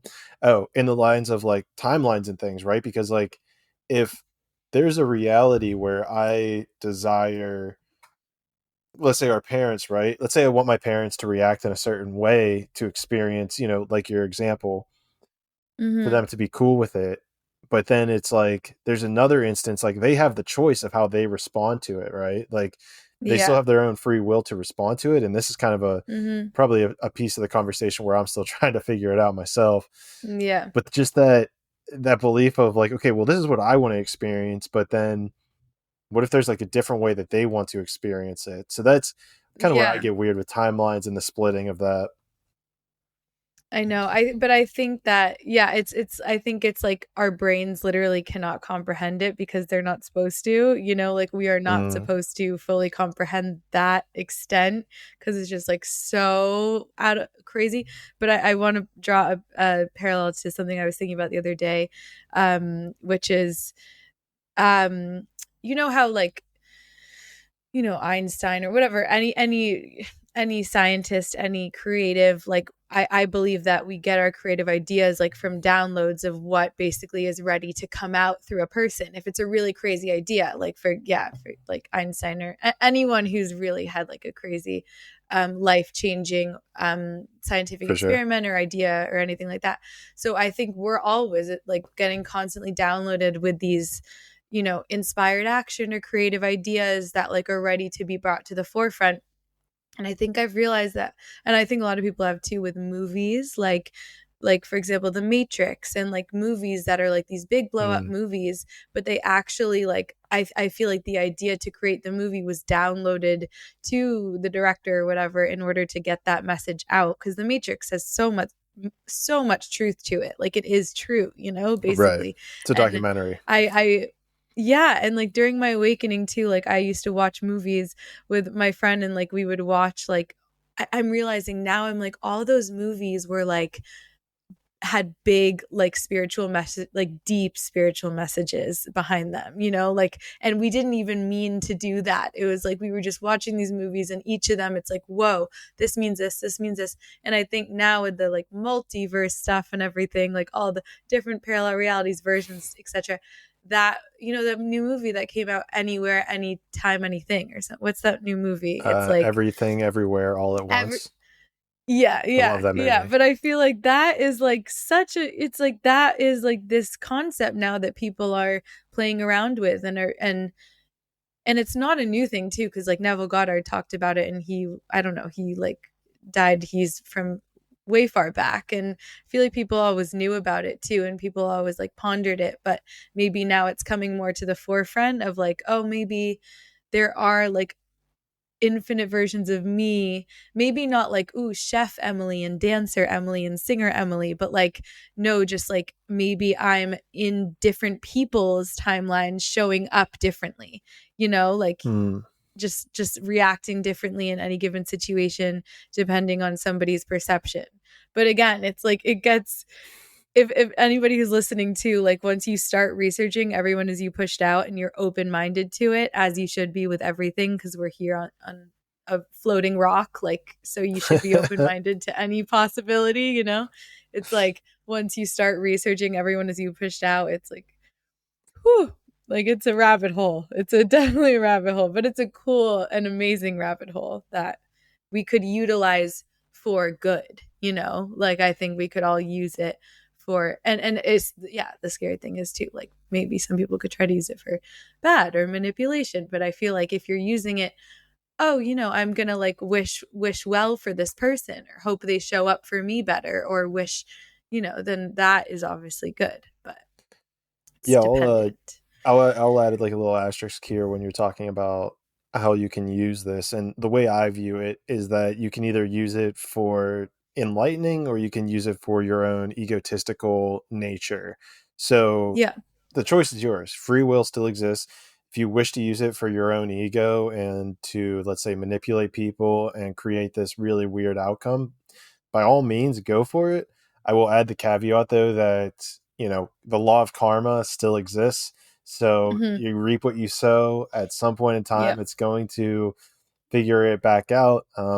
My current understanding is that this isn't the only life. We have past lives. Our soul, reincarnates. So if you're not going to experience it in this life, it'll be another one. So, the choice is yours. That's my opinion whenever it comes to all that.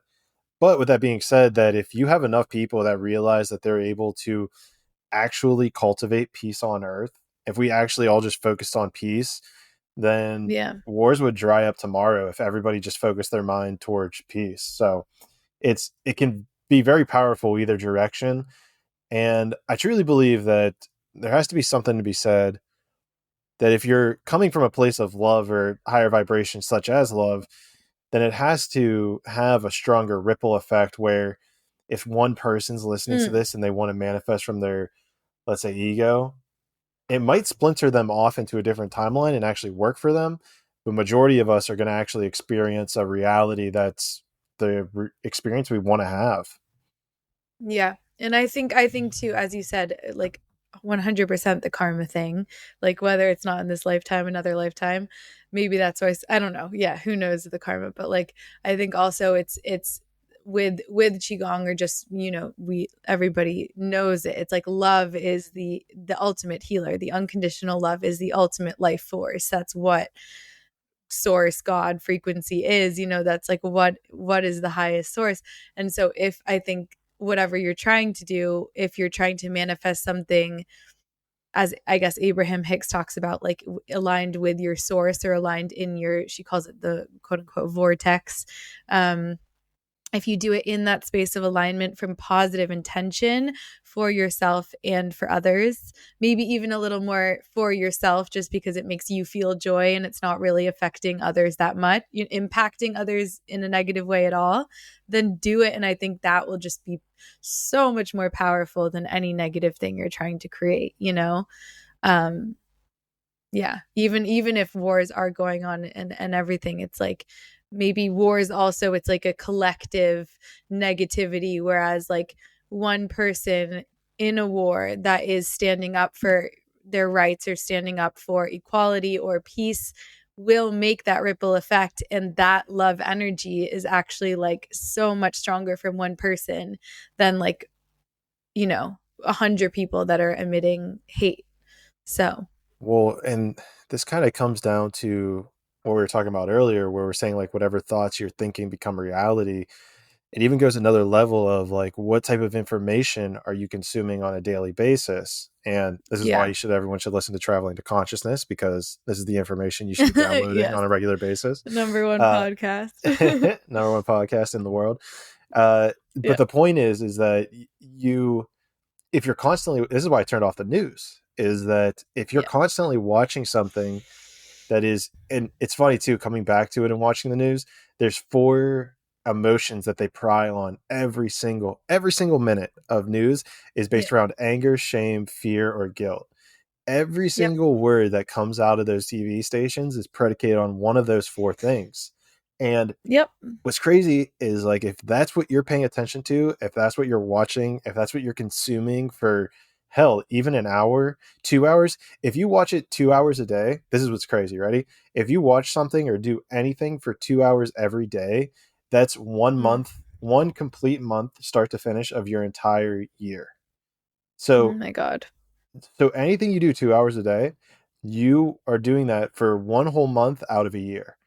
And so whenever you take a step back and realize that you're basically spending a month every year programming your brain to look at shame, fear, guilt, or what was the last one? Shame, fear, anger. Anger. Yeah. Yeah. So what my hope is to put out a podcast that you're able to listen to. I guess I only have the availability for once a week. We'll increase the frequency, guys. I got you. Uh, But the point is just like pay attention to the things that you do every day, whether it's what you're consuming, whether it's what you're putting into your body, because that's what creates your future. It's stemming from this present moment. You can change it at any moment, but if you're feeding negative things in, you're going to get negative things out. Yeah. No, I mean, my dad will probably never hear this, so it's fine. But like, I love him so much, but he's in his 80s now, and he is just, I don't know, he's just like, he loves to watch the news. He used to be an anchor. Like, he loves the news. He loves news programs, etc. But it's just, I can see it's really debilitating his mental health. It's not making him happy. It's not making him happy. And he is in a constant state of fear. Whenever he calls me, he's still in a constant state of fear about COVID. Are you okay? Are you okay? I'm like, I'm fine now. It's okay. Like, it's actually subsided here. Like, God, don't want to, God forbid that it will ever, resurface. But like, in general, it's just like this constant state of worry, worry, worry. And that has such a bad effect on your mental, emotional, and physical health. And I feel like that is why, like, that's why they do it. It's the news wants to hold you in that state of victim mentality, because literally, if you don't know better, you are in a state of fight or flight, which makes you that debilitated and that like not being able to really function in daily life, because you're just like having panic attacks all the time, which is what I went through, like anxiety. And you can't do anything when you're having a panic attack. They're totally crazy and debilitating. Even an anxiety attack, it's like, you can't, like, you have to just focus on getting out of that. It's like you can't actually respond from that state. And I think that with my news intake now, it's like I really don't watch the news at all, really. I mainly just consume content about things that I'm interested in. But I do think, of course, it is important to be aware of what's going on in the world. But I try to keep it to literally, like, I check in maybe once a week or once every 2 weeks, and just try to like also not get absorbed in the scariness. And really, I look at it always in it, because I studied PR in school too, so I know PR and how people shift a headline, like how you write a headline to capture attention, right? And so that's always fear-based, or always way more extravagant than it is. And then I look at it and I'm usually just like, okay, I'm gonna like really soften these words in my mind, not to go into panic. For example, right now there's a hurricane going on in Florida, but Florida has hurricanes all the time. My mom lives in Florida. She's totally fine. She's just staying inside, with her friends, and they're good.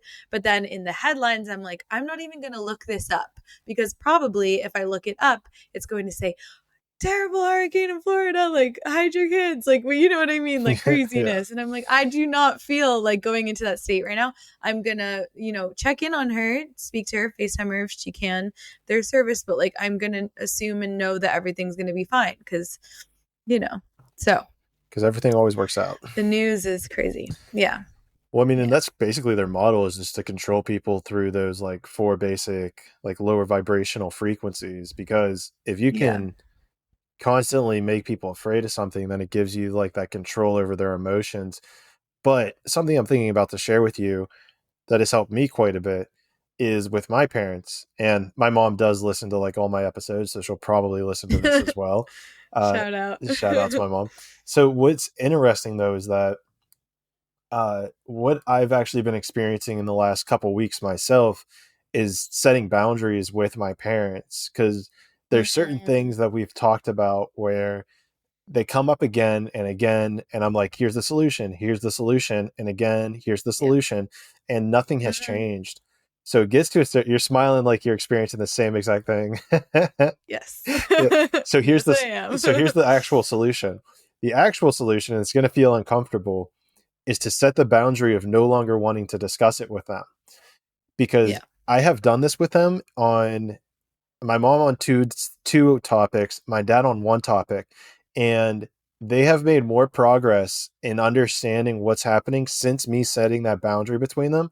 They have found more answers on their own. They have understood it at a deeper level. They've actually found the answers to those problems just by me saying, I'm no longer talking about this with you. I've given you the solutions, and it's crazy. it almost puts them, I don't know if there's like, if me engaging with it was some sort of like, The go ahead, go for it. Yeah. You No, got no, something no. to I say. mean, Go for it. this is hitting the nail on the head with that law of assumption, everyone is you pushed out thing, because a huge thing is to when we try to take action in the physical and say, no, this is the solution, and try to force something on somebody, it will not work. But then if we do it and then we assume, and if we say, okay, fine, and then just take a step back and then assume in your brain and say, they're going to figure it out. They're going to figure it out. It's fine. Then the shift happens. Like it's, I think the lesson is for right now, a lot of us not having to play around in the physical world as much and be like, this is it, and just like assuming that somebody is going to work it out. And then that is actually the more effective aspect, kind of related to path of least resistance, kind of related to trying to build your Instagram following. It's like just knowing and holding the good energy, and then not trying to do it out of like actionable force. Do you know what I mean? Yeah, out of like fear or lower vibrations, Yeah. right? Because Yeah, or in general, just like speaking and just trying to like convince somebody else, or like being like, no, no, no, like this is it though. And it's like, that's what, of course, like my parents, like I'll be like, no, but it's so, how can you not see this? And they'll be like, what? And then they'll go back into their fear state and be like, no, but you have to be working this job and da da da da da. And I'm like, and now it's like, yeah, exactly. I just don't engage in it anymore. And now they're beginning to, again, yeah, maybe they will listen to this, but whatever. yeah. Maybe now they're like beginning to chill out and being like, oh no, okay. Actually, I see where you're coming from. I see that you're actually working towards something really great. And we like are going to be more relaxed about like how you're approaching life and everything. So yeah. Yeah, I Sorry, I mean, kind of interrupted. no, that was solid, because I know that, my parents, especially like that generation, that time frame, is, more prone to those fear. They want the best for their kid. They Yeah. grew up in this cultural mindset about higher education, about Mm-hmm. needing to fit the status quo and make a living. And I Mm-hmm. believe that I kind of hit a point in my life where, I don't know if we discussed this, computer engineer. I lived 30 seconds from two beaches, beautiful weather, beautiful women. I had everything. I was in San Diego, California, Mm-hmm. had everything. I quote unquote won the societal game of life. Yeah. No debt, everything done, checked off. Like, what next? My brain became like this what next mentality. And my job, it's a blessing now, but at the time it was not great communication. They were not promoting me, and I was like in a very dense and tight area in my life. And I'm so Mm-hmm. thankful for it, because I hit this point of just like realizing I needed to quit and move on. And to your point though, like my parents were very supportive, and I think that they saw the shift happening within me, and that was what got them to be like, okay, Clayton knows what he's doing, he's figuring it out, he won the societal game of life. Like, worst case scenario, I can always go back to being a software engineer. That job will be here Yeah. for the next 1,000 years at least. um, Mm. so and so I think, what you might be seeing is that same thing, is where you're actually starting to embody that energy of like confidence and assurance, and it has that trickle effect then back onto your parents, where you're like, guys, I got this. And so when you're Yeah. able to say that from a vibrational signature of like confidence and truly believing in it, that's whenever your parents can take that step back and be like, oh, okay, she knows. Okay, Yeah. we got you. And it even goes to what we Yeah. were talking about with um these things that they bring up, and like setting that boundary, like, look, I've given you the answer, I don't want to talk about it. It Yeah. makes them realize there's not much more to talk about. So the ball's now in their court if they want to fix it and move on, or if they just Yeah. want to stay in that energy. Yeah. No, it's so true. It's so true. I think, as you said before, too, it's like with doing like creative stuff and like chasing after my goals of like running my own business and wanting to work for myself, because, well, I know now it's like I do not want to work under another person. My soul does not like that. I don't like that. Not I've alone. learned Not it alone on that one. many times. So I'm like, I don't like to work for another person. I do find that I'm very love to socialize. I love other people. I'm very extroverted, but like I really don't like to have anybody telling me what to do. So I feel like, with this journey now, it's like, okay, obviously it's going to be a little more unstable, and like month to month it's like, because you're doing it for yourself. I have to hold myself to disciplinary actions every day of like, okay, I'm going to make this and then make this and then make that. Like I have to be my own boss, or as well as you, like as well as any creator, and where a lot of people are heading. But I think that it's like you also can have the thought like, okay, I can always not fall back, but like I could always go back to that stable thing where I was working maybe not even 9 to 5, like maybe it's like a half work from home, half go, but still working under somebody, feeling time pressured, feeling kind of like, just a feeling of somebody jumping down your throat, being on Zoom or chat all the time, needing to be like always on, as opposed to being like, okay, well, yes, I can go back to that and make the proper amount of money and do this and that and have the, cookie cutter thing. But it's like, I kind of want to take this new direction, and I'm just going to go with that. And I feel like as a college educated person, I'm very lucky as well to have that thought and be like, oh, I could just jump back because I have a good resume and everything.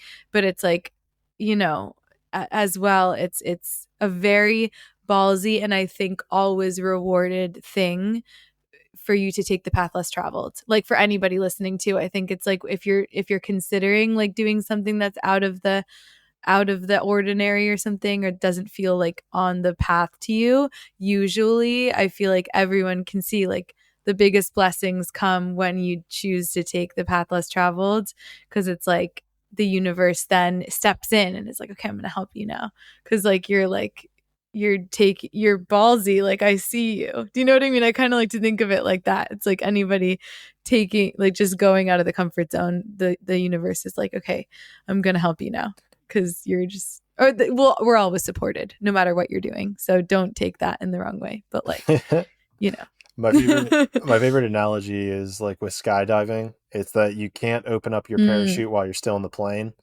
So yeah, you got to take that jump. You got to take that leap of faith on the universe. And when the time is right, you might be hurling through the air at 1,000 miles an hour for a couple seconds, maybe a minute. But then when the time's right, the chute will open and it'll save you, it'll protect you. You'll be good. Yeah. And I think that's something that if we go back to the vibrational signature of people, myself included, you're so ingrained to a certain way of thinking, a certain way of doing, that you don't really, it feels uncomfortable, right? It's like, it feels weird to get to this place of more peace, more prosperity, or higher alignment, because it's uncomfortable and different than what you were feeling for majority of your life. Yeah, no, exactly. And it's like, with the fear mongering and the fear base, like it's a weird thought, but like sometimes people just, since that's the comfortable way to feel, people prefer to feel ongoing fear than taking the little step into the unknown to then feel like love and joy. It's like, even I feel like when I was in that stage, and I'm not perfect at all still with this stuff, but like engaging more in like weird eating habits, or like imbalance, like ways of going out too much, or drugs and everything like that. It was like during that time when it was like extreme, I kind of loved that. I loved like a little bit, or a part of me was like, ooh, this feels normal, but like, and it's fearful, but I'm in this state of fight or flight and I'm kind of addicted to it. Like I kind of, addicted to this kind of fight or flight feeling. But then it's like at a point you realize, okay, no matter, how many peaks you get, like, it's not going to end well. It's not going to end well if you're consistently addicted to that high or that, stress, or like, yeah. Right. It helps to bring the body back into balance or more alignment. And so there, to wrap this back to Qigong a little bit, do you ever find yourself in that fight or flight, the parasympathetic nervous system activation? I think I pulled that off. I think that was the right way to pronounce it. That was correct. Yeah. That was good. Okay, cool. I always try to stay away from that phrase because I I never like my mind with like long words, it tends to get a little weird. Uh, Yeah. but when you notice that activation, is there a certain qigong practice you do to kind of calm down your nervous system to bring it to that higher state of alignment? Yeah, so I think that with yoga, qigong, and meditation, like breath work is one of the biggest factors. So for me, and relating back to my asthma too, it was like I wasn't breathing correctly, and we all need to be Mhm. breathing into the belly. And so that I think just taking a moment to like sit and breathe into your belly, in like feeling it like inflate, deflate like a balloon, like that's how I like to think of it. Just and really grounding yourself with your breath is probably the like in my opinion, the most effective thing for any type of fight or flight, breath work and grounding. But I think with Qigong, to like incorporating some movements too, when you can, maybe after some breath work, either, well, because a big part of Qigong too is imagination. Sorry. Party foul. Imagination is a big part of qigong. Yeah, literally right on time. But a big thing is imagination, and imagining like a pure white light. That's how I like to imagine my chi. Or people usually use the thing of a light, but maybe if you connect more with Mm, water, you can imagine it as water pouring over your body or in your body or in your heart space or in a specific place that you want to focus on in your qigong practice. I think using the breath work, but also using that imagination to in your hands if you want to, but imagining that light or that thing that you feel connected to, that you feel kind of resonates with who you really are, like kind of rinsing over you. And I did this for you, I think, the other day, just that kind of like the chi shower, I call it, or it's also mm, called lift up, pour down. And it's just lifting up that energy and then using your connection with your own energy to kind of like rinse your body clear of any anxiety, any worry, um any shock factor. And then also it's simultaneously grounding your energy. So because it's like kind of pushing it down, mm. pushing all the craziness, the heat, because a lot of it is rising heat as well. Like if you're feeling anger, it's heat in the liver rising up to your higher chakras and making you feel like really out of body, depersonalization, anxiety, all that. That's stuff rising, and so you want to ground it back down so you can feel like settled again.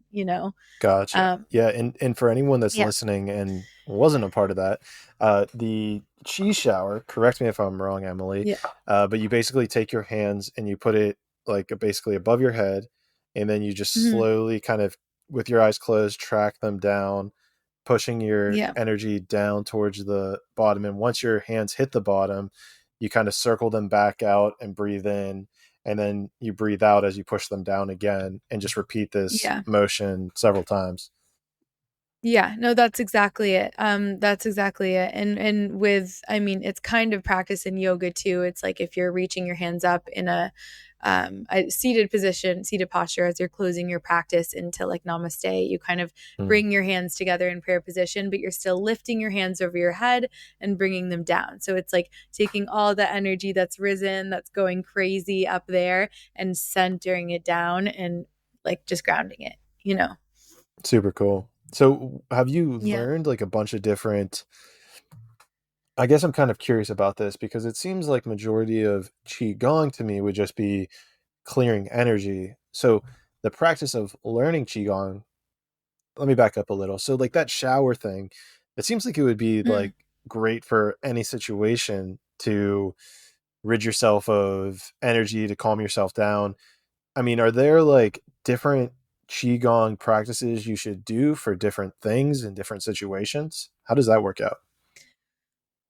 Definitely. As I said before, like there are over 360 types of qigong, and it's like I think that people are still adding to the types, like just like, going, I don't know, masters in China like are probably adding on to different like formations and stuff, and um formats are always being shifted to, and different movements are always being shifted and tweaked a little bit and changed.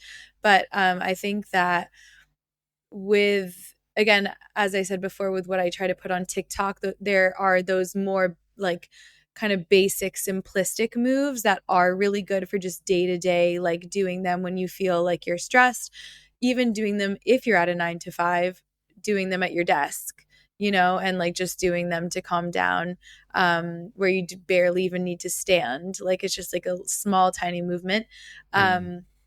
But there are also different forms of Qigong that are, if you want to put in more time, which I highly recommend, because when I was trained, I did like a 200-hour, but like I was trained in these two more specific sequences, which are called 12 Rivers Qigong and Between Heaven and Earth. And they are both like very specific movements that you do in a series. And you have like, you really concentrate on each detail. And my master, John Monroe, who's amazing, he's a guy from New Zealand. He was like very particular and very good at explaining, but very particular with each of the little, tips of the fingers against the thumb, and you need to face your, like, it, all the little details really do make that much of a difference too. And when you're breathing in, when you're breathing out. And 12 Rivers too is really cool. That's like one of the more intricate ones I know, just because each movement is based on a different meridian channel in the body, and each meridian channel is related with a specific organ, and a specific organ is related to a specific emotion. So it's like this crazy roadmap of like, if you're feeling the specific way, you can use this specific thing to work with the liver channel, and in turn shift anger, which is the liver, into the positive aspect of the liver, which is compassion and kindness. So it's like working with like flipping those energies with those specific movements, which I think is really cool. That is really cool. So Yeah. So I think that right at the end there was like the kind of the answer I was looking for, which is you can use certain. Now you were saying that there's like 364 qigong practices. When you say that, are those like the specific types of movements, or is it like qigong's the higher layer that breaks down into 364, and then those break down even more to other movements, or is it 364 movements? Again, it's not as structured as that. I don't think it's kind of more like, it's quite like, I like to think of it too. It's like the whole thing is very fluid and like flowy. So I think that it's not like, oh, this specific things, but then other people, I speak carefully about the subject too, because I don't want to like offend any Qigong practice or any person who's been doing it for years and years and years. Like I am always picking up on criticism and responding to it in the hopefully correct way, because I don't want to insult anyone or anything like that.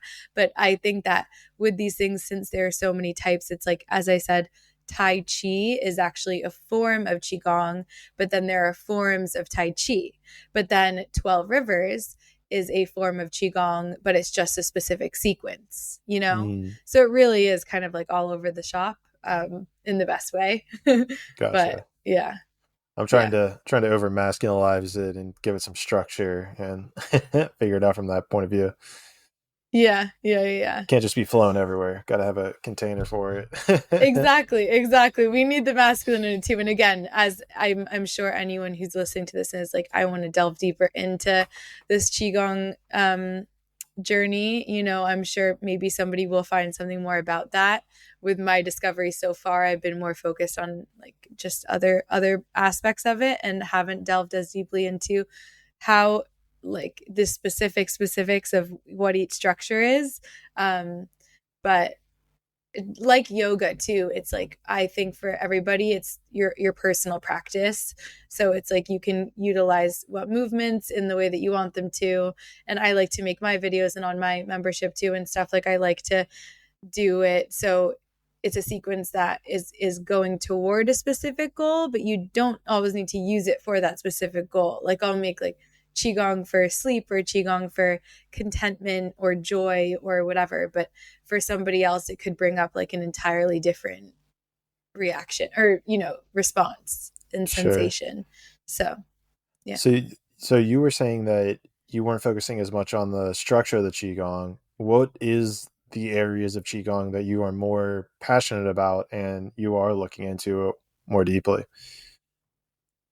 I just think how it can be, or right now, my main focus is how it can be utilized in our daily lives, just because I feel like I'm trying to with TikTok or with social media, I'm trying to make it more mainstream. And I know that some people are not going to like that. I already have gotten some backlash with that. Really? Just little things like a comment or two being like, who do you think you are, an American girl who's taking this ancient Oh practice? I'm like, gosh. okay, You know, I hold on, hold on. respect No, no, it. no. First of But people all, take that too far sometimes. first of It's all, like, fuck all that, because here's the deal. yeah, It comes from this idea of cultural appropriation, because the video, yeah, one of the videos that I posted in two places. It went viral on YouTube and on Instagram, and it was about me standing in front of this gateway of the gods, which is a stargate in Puno, Peru. And so I mhm, started telling like the legend of like what they believed in, uh the whole culture thing. And the idea is like,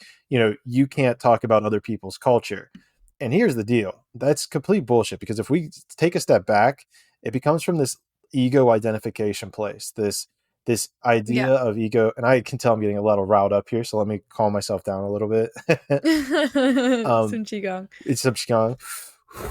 Mhm. uh but it's fascinating because it comes from this place of ego identification with a certain Yeah, cultural or belief system, and it's a purely egoic based idea.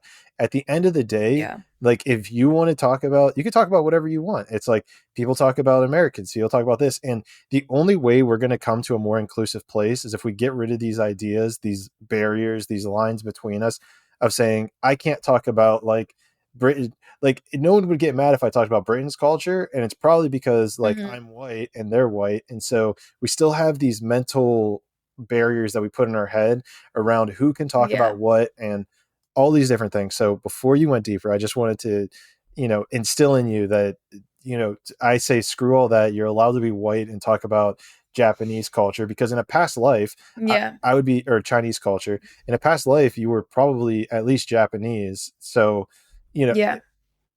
to me, I think it's a ridiculous notion, this idea of cultural appropriation. So I just wanted to put that out there I before. And sorry, go ahead with your story. No, I agree though, and I think it's all a balance because with a lot of things going on in society today. I totally see like why people react the way they do, and in circumstances where it's like people have been oppressed for years and years, and it is a necessary thing to speak up about something. But in my eyes, it is simply, if you want to talk about a culture that you are interested in, if you are respecting it, and if you are staying open minded to critique, Right. and being like, I don't know, I'm not saying this is how it should be, or, oh, or like not utilizing it for your own benefit, but simply just talking about that culture because you are interested in it, or you enjoy it, or you think it's beautiful, or you think it's fascinating, that is not And appropriation. where, Like in other senses, I kind of get some things, like dressing up. I don't know, like what, I don't even want to use an example well, because it gets but, so but touchy here's with where it's people, weird. but Here's where it's weird is yeah. the people from Peru, like, oh, I'm Peruvian. This is so cool to hear people talking about this. Oh, Yeah. I've grown up as an Indian. This is so cool to talk about. And I can't really Yeah. speak to all the other people, but I assume there are people that are not happy with their life. And so then they go out and try to make up false problems that don't exist, and they try to make problems out of it. Yeah. I feel like that's where it Yeah, comes and just from like as fight well. anyone who speaks about their culture anywhere, and it's Yeah. like, really? I Like, saw a video. why are you doing it? Why are you doing There's a guy on that? YouTube, and he's done this a couple times, where he's dressed up like a Mexican. And the one that I first saw was like as like in like the Chinese garb, like the silk and like a Chinese Mm, like kind of hat. And he was going up on a college campus, and he's like, "Yo, do you like my outfit?" And pretty much every college kid was like, "You're appropriating their culture. Like, that's basically racist." yeah. And then he would go and walk Yeah. through like downtown Chinatown, and every single person there who he asked if they liked his outfit, they're like, "Oh yeah, I love it. Like, it's so cool." Like, he was making girls blush Yeah. because they were wearing his culture. Yeah. Like, it's Yeah. a made up. It's like this weird made up It is egotistical this weird thing. idea that people have ingrained for like the superior high ground or Yeah. something. I don't But know. this is where this is a very interesting subject as well. I touched on astrology before too. You might be like, how are these aligned? But if we're creating our reality with our beliefs, right? If our beliefs are just our beliefs and we're literally basically making everything up, like as we go, we all are kind of like, even from beginning of culture, how did culture start? How did a tradition start? People made it up, like, it's whatever. So if people hide behind these things that are like accepted, like, oh, that's cultural appropriation, or and again, maybe it could be valid, it is valid in some situations, but astrology too, maybe it's valid in some situations, but people then hide behind these layers of, and mental health stuff too. It's interesting, people will be like, I am an anxiously attached avoidant misdemeanor, like something crazy, and I'm like, what does that mean? Like, literally, I just like laughed at this video the other day because he was like, if the guy you like is ignoring you, you are anxiously avoidant attachment, I'm like, what? Like, that's going to lead me down a rabbit hole of insecurities. No. And then it's like astrology or cultural appropriation too. It's like, okay, so can I only talk about one thing in my life? And then with astrology, it's like, oh, so since I'm an Aries, does that mean I have to be extremely angry and hot-headed and impulsive at all times, or I'm not really an Aries? Like, what? Like, it just, all of it is like complete BS, to be honest. Like, a lot of it, especially too on TikTok, and why we should be careful about what we're consuming and the energy we're taking in is because each person's video is a belief. So my belief, even my video, I'm not saying everything I say is correct. I'm not owning that at all, because I don't think anything is correct for one That's person. beautiful. Not, but in general, it's like if you're scrolling through TikTok and you're not being mindful, this is a big thing for me too. I'm like, I'm taking 10 minutes in the middle of the day on TikTok scrolling, and that's really it. Because I think just being careful about the content you're taking in, because if you're scrolling through and you're seeing all these things, you're anxiously attached, avoidant, and you have issues and you should probably figure them out. It's like, well, I was feeling fine 2 seconds ago, so why'd you tell me this would make me feel like absolute crap? And then it's like, oh, well, if the guy you like is like, I don't know, Aries, then you shouldn't be with all these things that are like absolutely nonsensical. But it's like, if you're scrolling through, your mind is so easily impressionable. You're like, oh, well, if this person is saying this, they're an astrologer and they seem to know what they're talking about, so I should probably internalize. Well, especially if you're getting these constant hits of dopamine as you're watching this stuff, and so that will trigger your attention. Like, okay, next thing. All right, you like, it's trained for dopamine, so then you just imprint that. And it's a great point. It's a great point to pay attention to what you're actually watching, because whether you're subconscious or not, at some level you kind of take that in. And it's really fascinating with like the relationship example, because I was actually thinking about bringing this up earlier, but there's a very common theme that I keep seeing on TikTok, and it's starting to anger me, which I think there's another thing though too. Are you an Aries? Because you said it the way you said it. I'm an Aries. Okay, yes. I am too. But I picked it up. I'm an Aries, but I'm a Cancer. Whatever. I mean, all of it is BS. You don't give I don't a even shit. care. You're not going to go into it. No, it's all made up. It is all like constructs. I don't care. Anyway. Well, it's interesting. I feel like it's a thing to help you transcend. Like, I always remember it's also the power of suggestion, right? Like, where it's like, if this is happening, insert common thing that occurs in almost everybody's life, then this is what it means, because that first piece gets you to relate with it. If you were born between this date and this date, insert common thing, then your propensity for this to happen is higher in chance. Not sure where I land on the whole astrology thing. There's a whole bunch of different things that have actually seemed to line up, but who knows? Where I was going with this was like this idea of like, I don't know if I really want to get into it. I don't even know how to really describe it anymore. There's a whole lot of videos that are seemingly going viral on TikTok that relate to guys being... It's interesting. Usually it's set up, the way that the question's usually set up is with girls proposing that guys need to be more sensitive.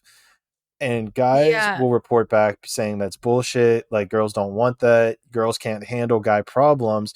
And it's interesting because what I actually think I've actually recently come to, and I don't know if I really want to get down this rabbit hole, like with actually creating content according to this, but what it seems to me is that there's a huge communication gap in this conversation.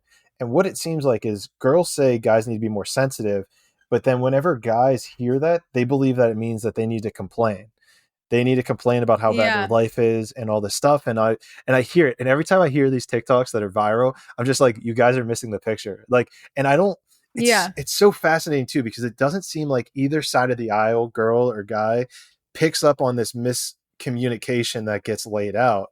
So I'm curious, maybe just because you're a girl, what your perspective is on what it means to be sensitive as a guy, and this common theme that seems to keep coming up on TikTok with guys in this manner.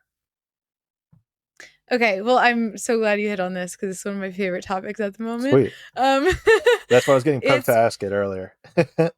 Yeah, I mean, genuinely, like the toxicity with dating culture now, it's insane. It's crazy. And I feel like girls are saying, okay, it's okay. Number one, we're creating our reality, right? But we're how people are showing up for us, how we believe and feel about ourselves. So if I am feeling confident in myself, if my story, this is actually what I've been looking into and how it works, because it makes sense. If you're saying, oh, I've always been good in relationships, like I my story is that relationships work out for me or whatever, then it's like usually relationships will go pretty well for you, and you won't have this thing with like anxiety or toxicity or trying to control somebody else in a relationship. And I've had to learn this the hard way. I was really like that for a while, like really anxiously attached and trying to control somebody else in a way out of my own insecurity, But it's now that has been taken to another level where people are using, again, these labels: toxicity, masculine, feminine, what you should or what you shouldn't do, red flags, like these little keywords, I guess, that are like searches, whatever. They are using them to the absolute furthest extent where it's like, okay, now everything is a red flag. Now men apparently don't have emotions and aren't real people at all. Now women should not take any action and completely just be feminine and drop back and not do anything at all. Women are, if we want gender equality, women should be able to reach out when they want to, and men should also reach out when they want to, and it should be an equal thing. Like, it's just so crazy, and it messes with your head. And no wonder everybody is so quote unquote anxiously attached now, because every new person you start talking to, you're thinking, well, if they didn't text me back within an hour, that means they hate me. Or if they responded in this way, that means this means that. And it's like, I love this trend too that's going around. It's like a viral video, and it's somebody texting, like a guy texting a girl, or even like somebody texting somebody else, right? Just like texting conversation in general. And somebody's like looking from one perspective, and they're like, oh, I'm just gonna text him, hey, what's up? And then the girl responds, have you seen this? Like, I'll just explain Maybe. it. Just Yeah, go for it. But the other girl will respond, they'll be like, they said, hey, what's up? That's so rude and insensitive. They don't care about me. Whatever. I'm just going to respond and say nothing. And then the guy is like, oh, yeah, cool, nothing. And then the guy responds, he's like, oh, so do you want to chill tonight? And they'll be like, they asked me to chill. Like, why aren't they buying me flowers and at my door? Like, what? It's just like so funny now, because I'm like, now that I've been more mindful about the TikTok stuff I'm scrolling, even with this femininity stuff that's like, oh, you need to drop back and be feminine and allow the guy to take charge because then they won't like you. It's like, well, are you just telling me to be one side of myself? Like, are you only telling me to be completely receptive and not take any action when I feel like I want to? It's just like so skewed. Like, and I don't know exactly what you're hitting on with the men, like not having emotions or being too emotional, but like the cut and dry is, we're all human. We're all human. So like, it doesn't like, I think that sometimes men, like evolutionarily, like it's different with like, they're the hunters and gatherers and the women are the one who take care of the babies. But it's like, it's 2022. We're not that much like that anymore. And maybe there are differences, but it's like, if you're consistently a dating coach on TikTok and driving these things instead of just empowering people. And now what I listen to is like, you create your own reality, you choose, and a lot of it is just a reflection about how you feel about yourself. So if you feel worthy and confident, relationships are probably going to start going well for you, which is the truth. But then if you're listening to all these dating coaches, well, this specific example, and I even now, like sometimes I'll be scrolling and that'll trigger something, because it'll be like something that happened to me in the past, and it will make me feel horrible. And then vibrationally, if you're feeling horrible about that thing, you are literally recreating that energetic scenario, therefore recreating that pattern in your dating life. Like, I could go on about this forever. It's so true. And I really see it as, I think you hit the nail on the head with that we create our own reality. And if you're living, I'll be honest, you kind of missed the question, but you might not be seeing what I've seen. I No, keep it's okay. doing that, don't I? No, it's okay though in this situation. It's only okay in this situation. Okay. But the point though is, right, is like, what reality do you want to live in? Do you want to live in a reality where, you know, like we're all creating our own reality. So if you're going to come up and say like, you know, women can't do this and men can only do that, or, you know, making those drastic divisions in your head about what each gender needs to do, then I guess that's just going to be the world that you occupy. That's going to be the reality and the landscape that you see everywhere you go. And it's just this self-fulfilling prophecy that's going to make you double down on your reality. The question becomes, is that for your highest self? Is that the energy or the world that you want to be a part of? Is that what you want to be embody and who you want to be around with? And I guess the question, I mean, all I would propose, I guess, to those people at this point is you get to decide. Like, if that's the world you want to align with, then that's the world that you are going to experience. Yeah. If that's fun for you. Like, if you enjoy to have toxicity and really, or, you know, who even knows what toxicity is now, because everybody labels everything.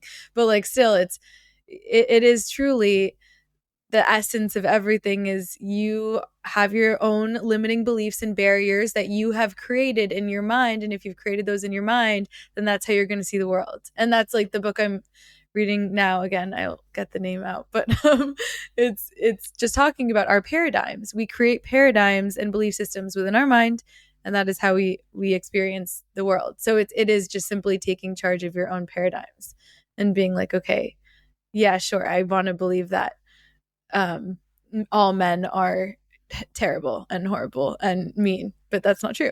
Like, obviously not. Well, but you run into a big issue if you're also attracted to men and you keep telling yourself that that's what they are. You know what I mean? Like, you run into an issue there.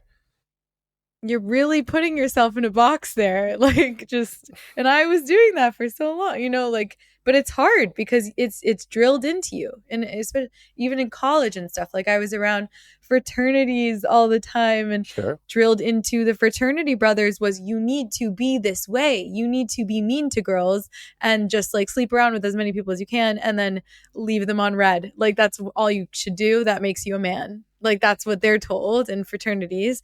And then it's like, okay, well then the girls are seeing this. And so I have been deprogramming or reprogramming, I mean, from that. Like, with now I see in my relationships, like, it's like I actually want to make things work now, and I crave stability and health in a relationship, as we all do eventually. But it's like I'm seeing how my paradigm of viewing men in that way made me react to situations where now I look back and I'm like, that guy didn't do anything. That was your head. That was in your mind. Like, you were thinking that they were doing that.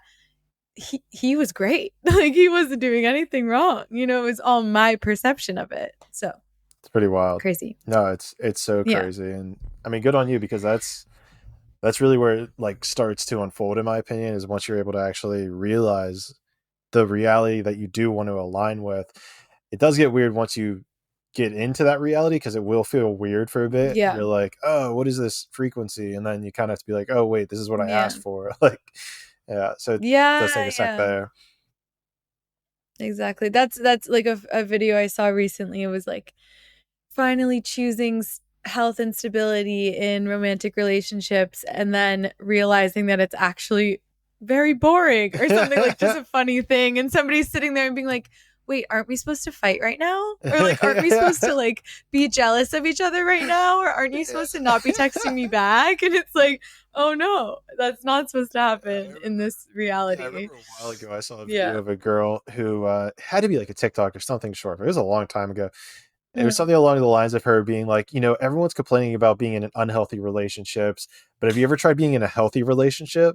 Like, he wants me to communicate. He like actually like expect, or what was it? He actually wants me to talk about things. Like, he actually wants to spend time with me. Like, it just goes down this whole list of like healthy shit. And she's like, it's fucking draining. It's so funny. And it's also too like with the stemming back to the balancing and the energy, and like it's all kind of, or I like, it's like life is like a playground and we're going to learn these things, but it's like you have to, with Qigong too, that's like something that it's taught me, it's to take life less seriously, because like you feel lighter when you practice Qigong. You feel that expanded sense of joy and childlike playfulness, and then it's like you can go into life being like, okay, this was traumatic, or this was intense, or this was heavy, but like I'm just trying stuff out, like I'm just testing the waters, like I'm building sandcastles and breaking them down. Like, well, what does Lil Wayne say? Life is a beach. I'm just playing in the sand. Hell yeah.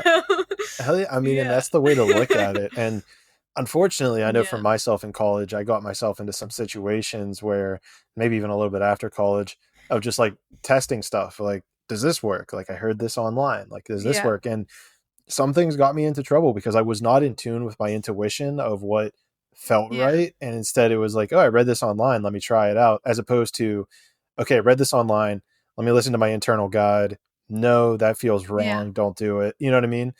And so this really kind of comes back to what you were saying with the TikTok thing, where you see all this stuff online, somebody resonates with a scenario and then gives you terrible advice, but because they resonated with your scenario, you want to believe it.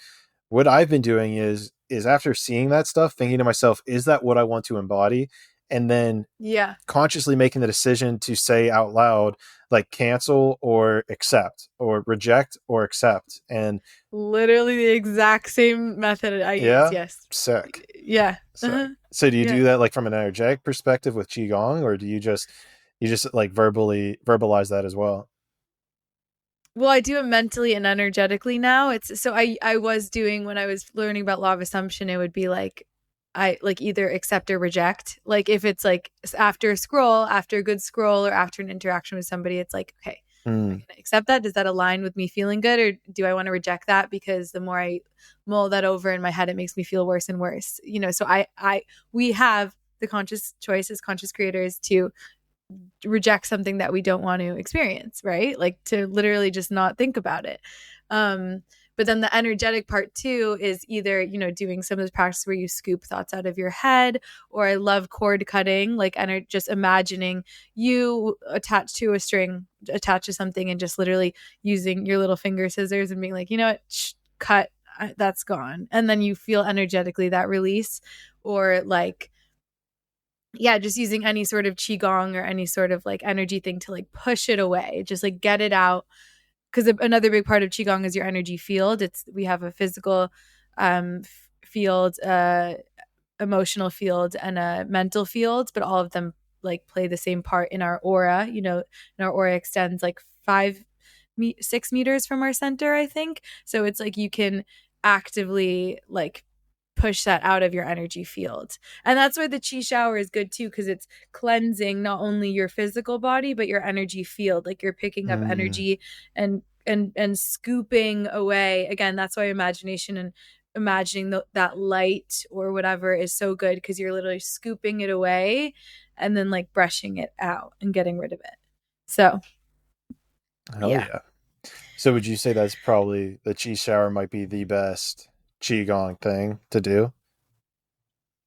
I mean, I just use it a lot because it's like just really powerful. And I think you can, if you're new to Qigong too, like sometimes if you're not as connected or familiar with the feeling of your energy, we all know what emotion feels like, and that is you feeling your energy, but like being really in touch with like your internal body, or I think Eckhart Tolle like calls it the he just calls it your inner body, like that feeling of like the inner essence, that when you get more into meditation and stuff, you can really start to feel. If you're not as familiar with that, I think the chi shower is a really good way to feel the pressure between your palms, which is like your palms and the soles of your feet are your biggest conductors of energy. So you can feel a lot from those areas. So if you use that and hover them over your body, then you can really feel that vibrational pressure between your hand and your body. So I feel like then when people do the chi shower, they're like, whoa, I felt something. And then I'm like, oh yeah, well, okay, that's great. So then that's also inside of you and that's also all around you. So you got to now, like be Expand more the awareness. Yeah, exactly. Yeah. That's awesome. I love it. Yeah, it's something I Yeah. have to do more frequently myself. Yeah. I remember It's great. It's a great way to like whether you're doing it energetically or mentally. It's like, since as I said, it's the physical, emotional, and mental layer of our aura. It's like that's why it's so over encompassing to energy work. Our thoughts are energy, right? So qigong is a lot of mental practice too. Like it's mental, physical, and emotional practice. So all of them all in one. yeah. Yes, precisely. You were talking about earlier that when you read books, you just see like what comes into your peripheral and then you read that and then you move on to the next. So I'm curious, what book are you reading right now? Or like, has there been a new book that's been introduced to you recently? Yeah, so I literally have it on my bed. Oh, it was the business Am one I you were allowed to? talking about. Yeah. Go grab it. Yeah. It's the Grab it. business. Wait, hold on. I just want to. Yeah, do your thing. Oh, that's gonna make a funky noise though. That's why I'm nervous. We're good so That's far. fine. We're good so far. Yeah, we're good. A little intermission with Emily, guys. Hope you guys are enjoying the conversation. If you're new, go check out episode 46 because we do talk about toxicity and toxic energies, which I might bring up to her in a second. We'll see where the conversation goes. All right, she's back. Oh, now it's on. Now that vibrating happened. Yeah. Okay, here we go. I know how to fix it, I think. Is it like the cords like jiggled or something? Yeah. Sorry, anyone listening right now. I'm just gonna have to hold it again. It's fine. All right. So the book is the Seven Habits of Highly Effective People by Stephen R. Covey. And yeah, so it's very like business based, or I mean, it's actually really not. It's like he structures it in a business way, and he writes things in a way that it's like more catered to people that are using more like business terms, I guess, termination, but like, or terminology. But it's very spiritual, like the actual things that he's teaching is very spiritual and like all about energy and all about your thought patterns and everything. So it's really good. And another one too that I recently read, which you can just download for free as a PDF, is, I think it's just The Power of the Subconscious Mind. I think that's what it's called. And it's by, I forget the author. But it talks about maybe Joseph Murphy. I think that might be his name. But it talks about like kind of law of assumption based things where it's like the true power that our thoughts have. Interesting. And Neville Goddard books as well, which I haven't read yet, but I've been listening to his lectures for like the past 3 months. So yeah, for Neville, Feeling is the Secret and The Law and the Promise are the two that I've read. So 2 thumbs up on those. But isn't that interesting? I find that interesting how you bring up how the book is about business, but then the underlying principles are actually more of a spiritual context. That's something I've noticed. Have you noticed that in other books that you've read where maybe the beginning of it's all about business or all about relationships, and then at the end they start getting to a point that it's like spiritual in a sense? Yeah. I mean, I just think in the reality of it, spirituality is the basis of all things, right? I feel like I like to think of it like the onion, like you get the layers, but the basis, it all comes down to the energy and the spirituality, because that's what forms the thoughts, informs the actions, informs the feelings, informs the habits. Like, even what's that book about habits that everybody, Atomic Habits, is like a huge hot topic book right now, and I feel like that just comes down to, okay, yeah, that's what your thoughts, that's basically just like spiritually your thoughts and what you're thinking on a daily basis, like that's what it comes down to.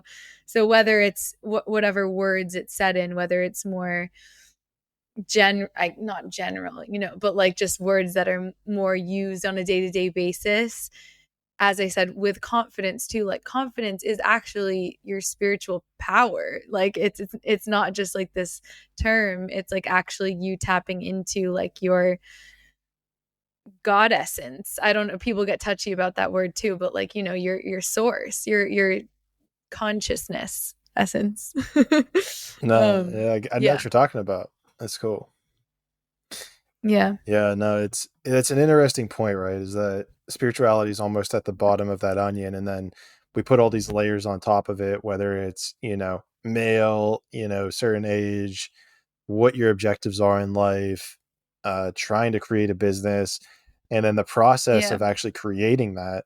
And hell, you could even say with, if you're trying to create a following on Instagram, because if I were to write a course, it would be majority of the shit that we've talked about in this call already, maybe a little other things, Yeah. but you really got to start it at that outer layer of the onion. And I guess a great book tries to find a way to penetrate down into the onion using that surface level layer or egotistical desire. Maybe it's not egotistical in some situations, but this outer world experience, and then it back engineers it in a reverse direction into the spiritual world. Yeah. Yeah, exactly. And I think I have a little like inkling. I feel like a lot of the writers know that the main approach is spiritual.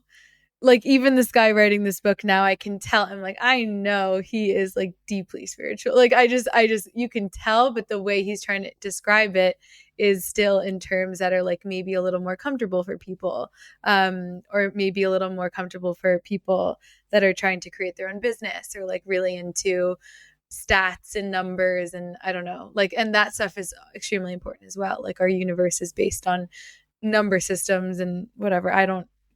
I say that I'm not good at math, but I mean, who knows? You Maybe I are good can at math. get I am good good at at math. math. I am good at math. I am good good at at math. math. There you go. Affirm. Repeat after affirm. me. I am good at Yes. math.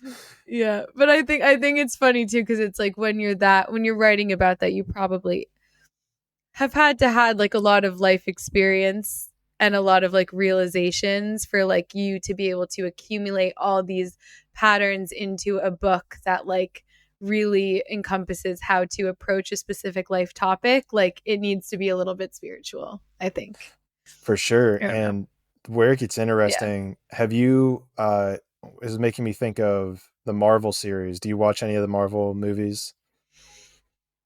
I used to a little bit with my ex, but like not really. Okay. I do want to like get more into Marvel though and stuff, because I feel like I with energy stuff too, it's like superheroes and superpowers, like it's some truth in it, Get So I'm like, maybe go I'll for Doctor Strange. I'm going to tell you he's my Doctor favorite. Strange. Okay. But his whole premise is like he went to this like temple, and well, I'm not going to ruin it. I'll just Doctor Strange. I'll just leave you at that.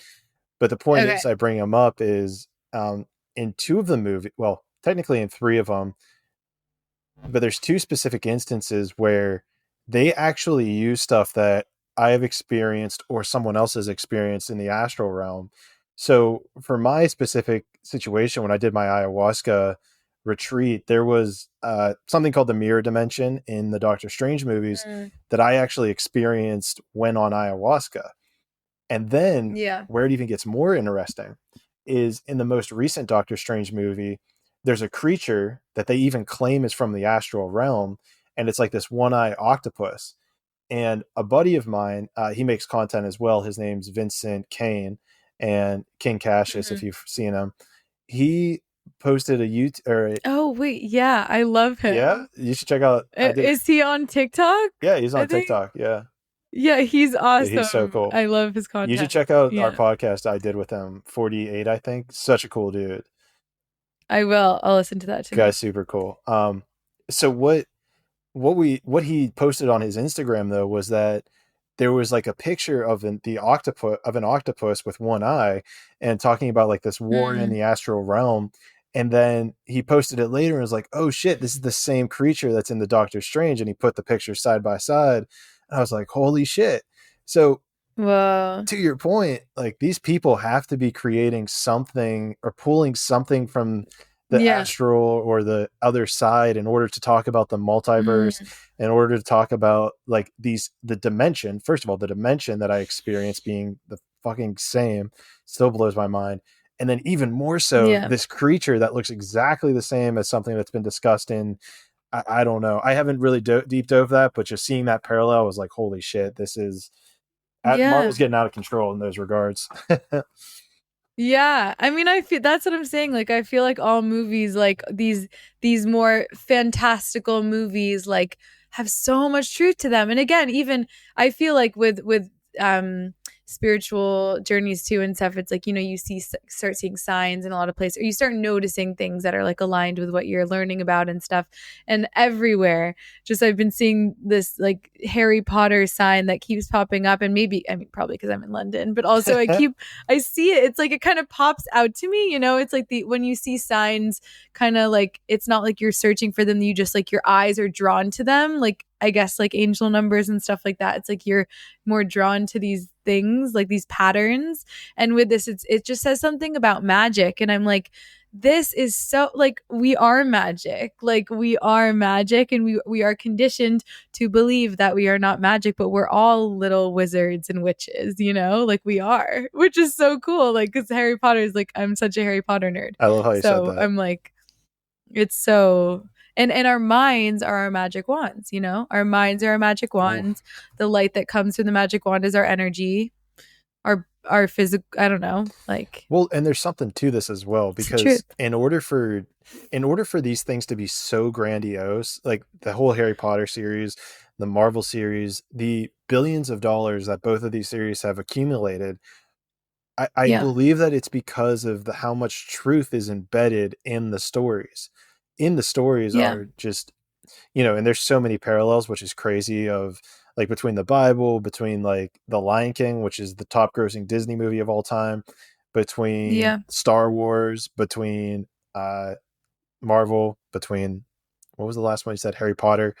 They all have like these Mhm. same core themes, but then the environment, they just change the environment that they're in, and Yeah. it's like the same story over and over, and we just love it because there has to be like this core truth that we like subconsciously or internally just acknowledge, but we just don't talk about it for some reason in this time space Yeah. reality. I think the core truth too is like, or even in like anime movies, like Who's That Amazing, or like Spirited Away and all those movies that I love so much. It's just like in all those, or Pixar, you know, any Mm, movie that's a little more fantastical or not as like quote unquote realistic, which is like whatever, what even is realistic what anymore. is real? But like, yeah, but with those movies, it's all the core truth is the same themes. You are the creator. You are powerful. Love over fear.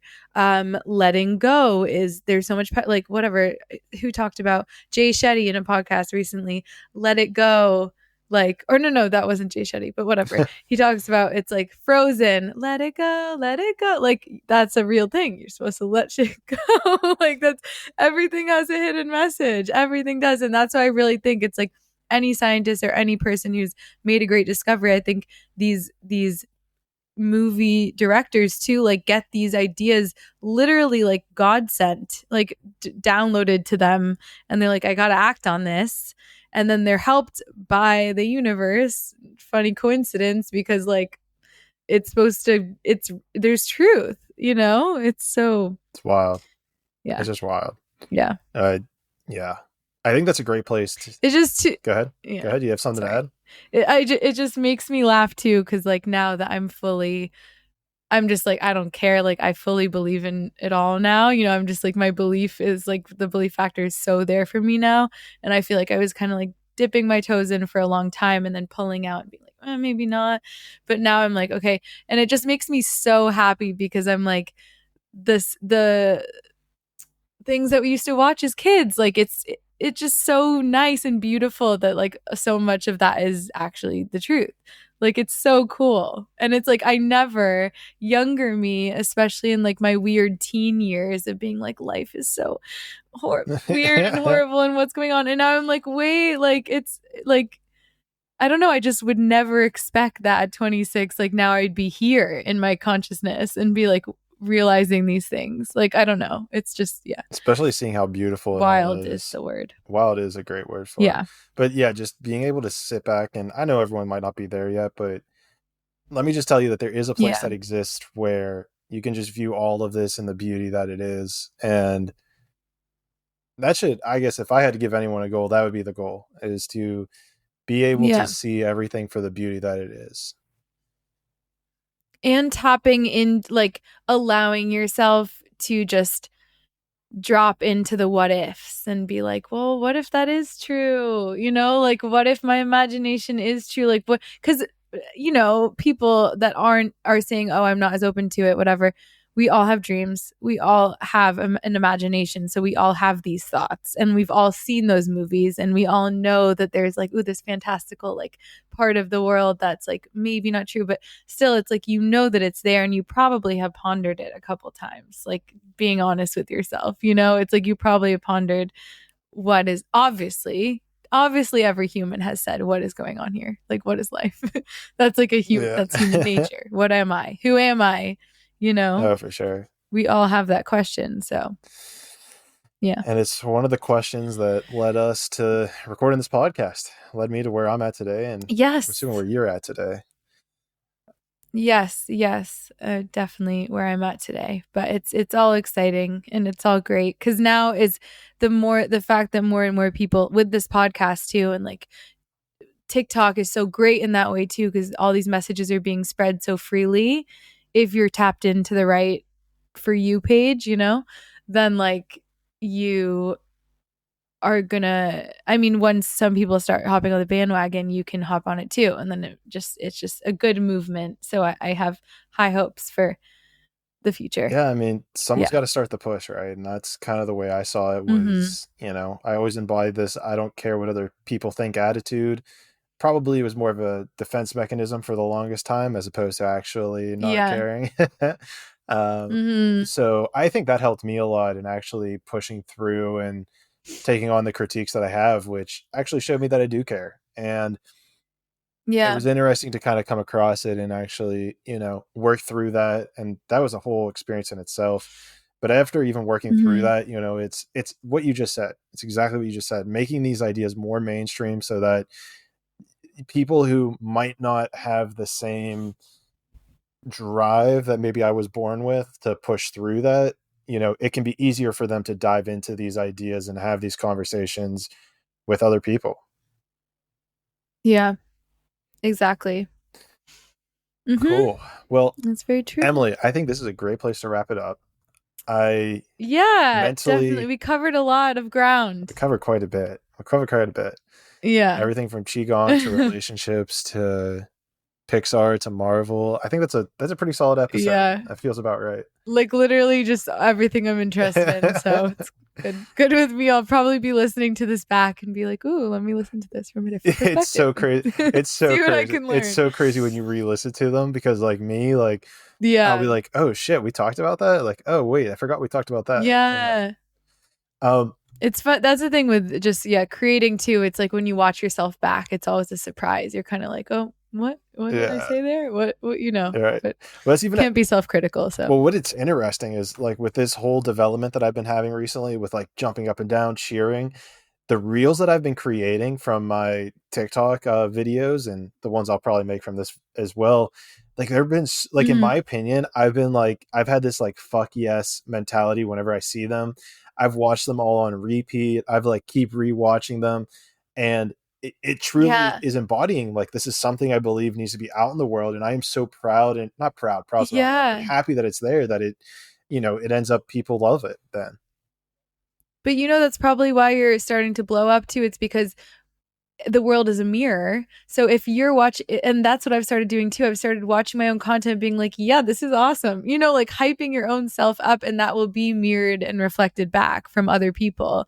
Like in regard, like if somebody's like, "Ooh, I posted that and I don't know how I feel, and like I look really weird and I just don't like that," then it's probably like people are gonna maybe reflect that. I don't know, or just be like, I can feel their in, because you can literally feel people's energy radiating across the phone screen, Oh yeah. like I can, you know. Oh yeah. So it's more than just like, oh, I'm gonna create a video. It's like now I really try to be in a good headspace when I'm creating, and that's why like daily practice is so important if you're a creator, because it's like you need to like be giving off a good energy, because people can feel that shit. Like it's obvious if It's you're very, being inauthentic, very you know. obvious. Yeah, there's times where even just like a Yeah. little thing, like maybe the picture will be smudged down and there's like a white bar across the top of the entire video, and I'll like go back and Yeah. remake the entire video just to get rid of like that little white bar. And I think that's the effort you Yeah. got to Yeah. put Yeah. into it if you're going to do it. Yeah, exactly. And it is, yeah, putting the quality into, that's a big thing. Like I used to just be like, let's push out as many videos as I can, like again with the fear-based ego, I need to grow quickly. And now I'm Right. like, wait, no, I want to like be proud of the stuff I'm putting out, so I'm going to slow down a little bit, cuz it's not a race, like You want it to be in alignment. and that sorry. Yeah, alignment and the abundance mindset too. It's like once you're tapped into the abundance mindset, you really realize there is no competition but you, and there is no race. Like time is pretty much an illusion anyway. Like if you drop the boundary of, oh, I need to be this by the time I'm this, then it doesn't matter. You can like whatever. Look at, I even like to use example of like Kim Kardashian. Like I think, in my opinion, she's peaking and she's 40. Like, or you could peak at 50, you could peak at 60, 80, I don't know, 100. Whenever it Who cares? it doesn't It doesn't matter. It matter. doesn't matter. That's the end. That's the end Yeah. goal to get to, is that it just, whenever it Yeah. happens, it needs to happen. Just set your focuses on what you Yeah. want to experience, and it'll come whenever it's for your highest self. Yeah.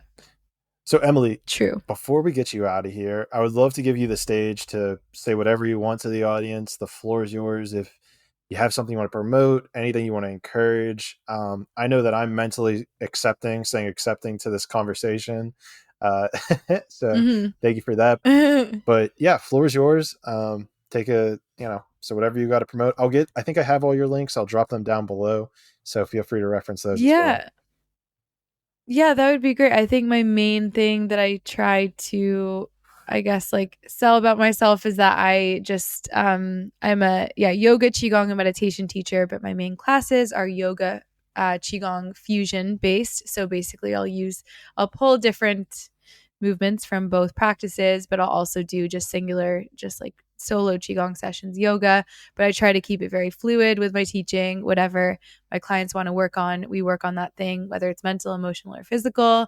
I do private classes, group sessions, and in person if you're London based. So I'll be teaching in studios soon. And then finally, I have my website, which is membership. It's just £10 a month, and you just go on and you get like full access to meditations, qigong videos, yoga videos, and also I have TikTok and Instagram and YouTube. That's it.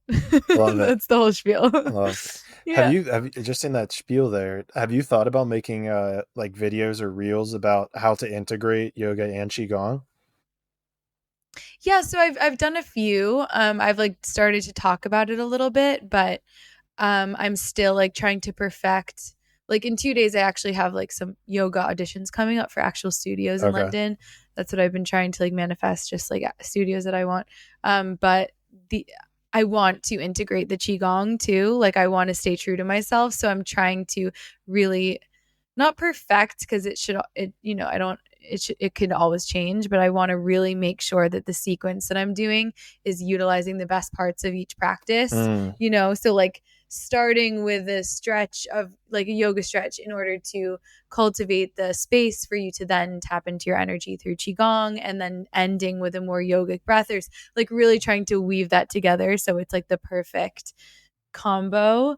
So I've been testing that out like in my flat, just like practicing all day random sequences. But I feel like they go hand in hand. It's again yoga, qigong, meditation, even Pilates, even a workout in the gym. Like it's all physical movement, but physical movement in order to tap into your energy. And then your energy is also related to your mental. So that's why a lot of people work out and go to the gym, because they work on their mental health. Like it's all tied, you know?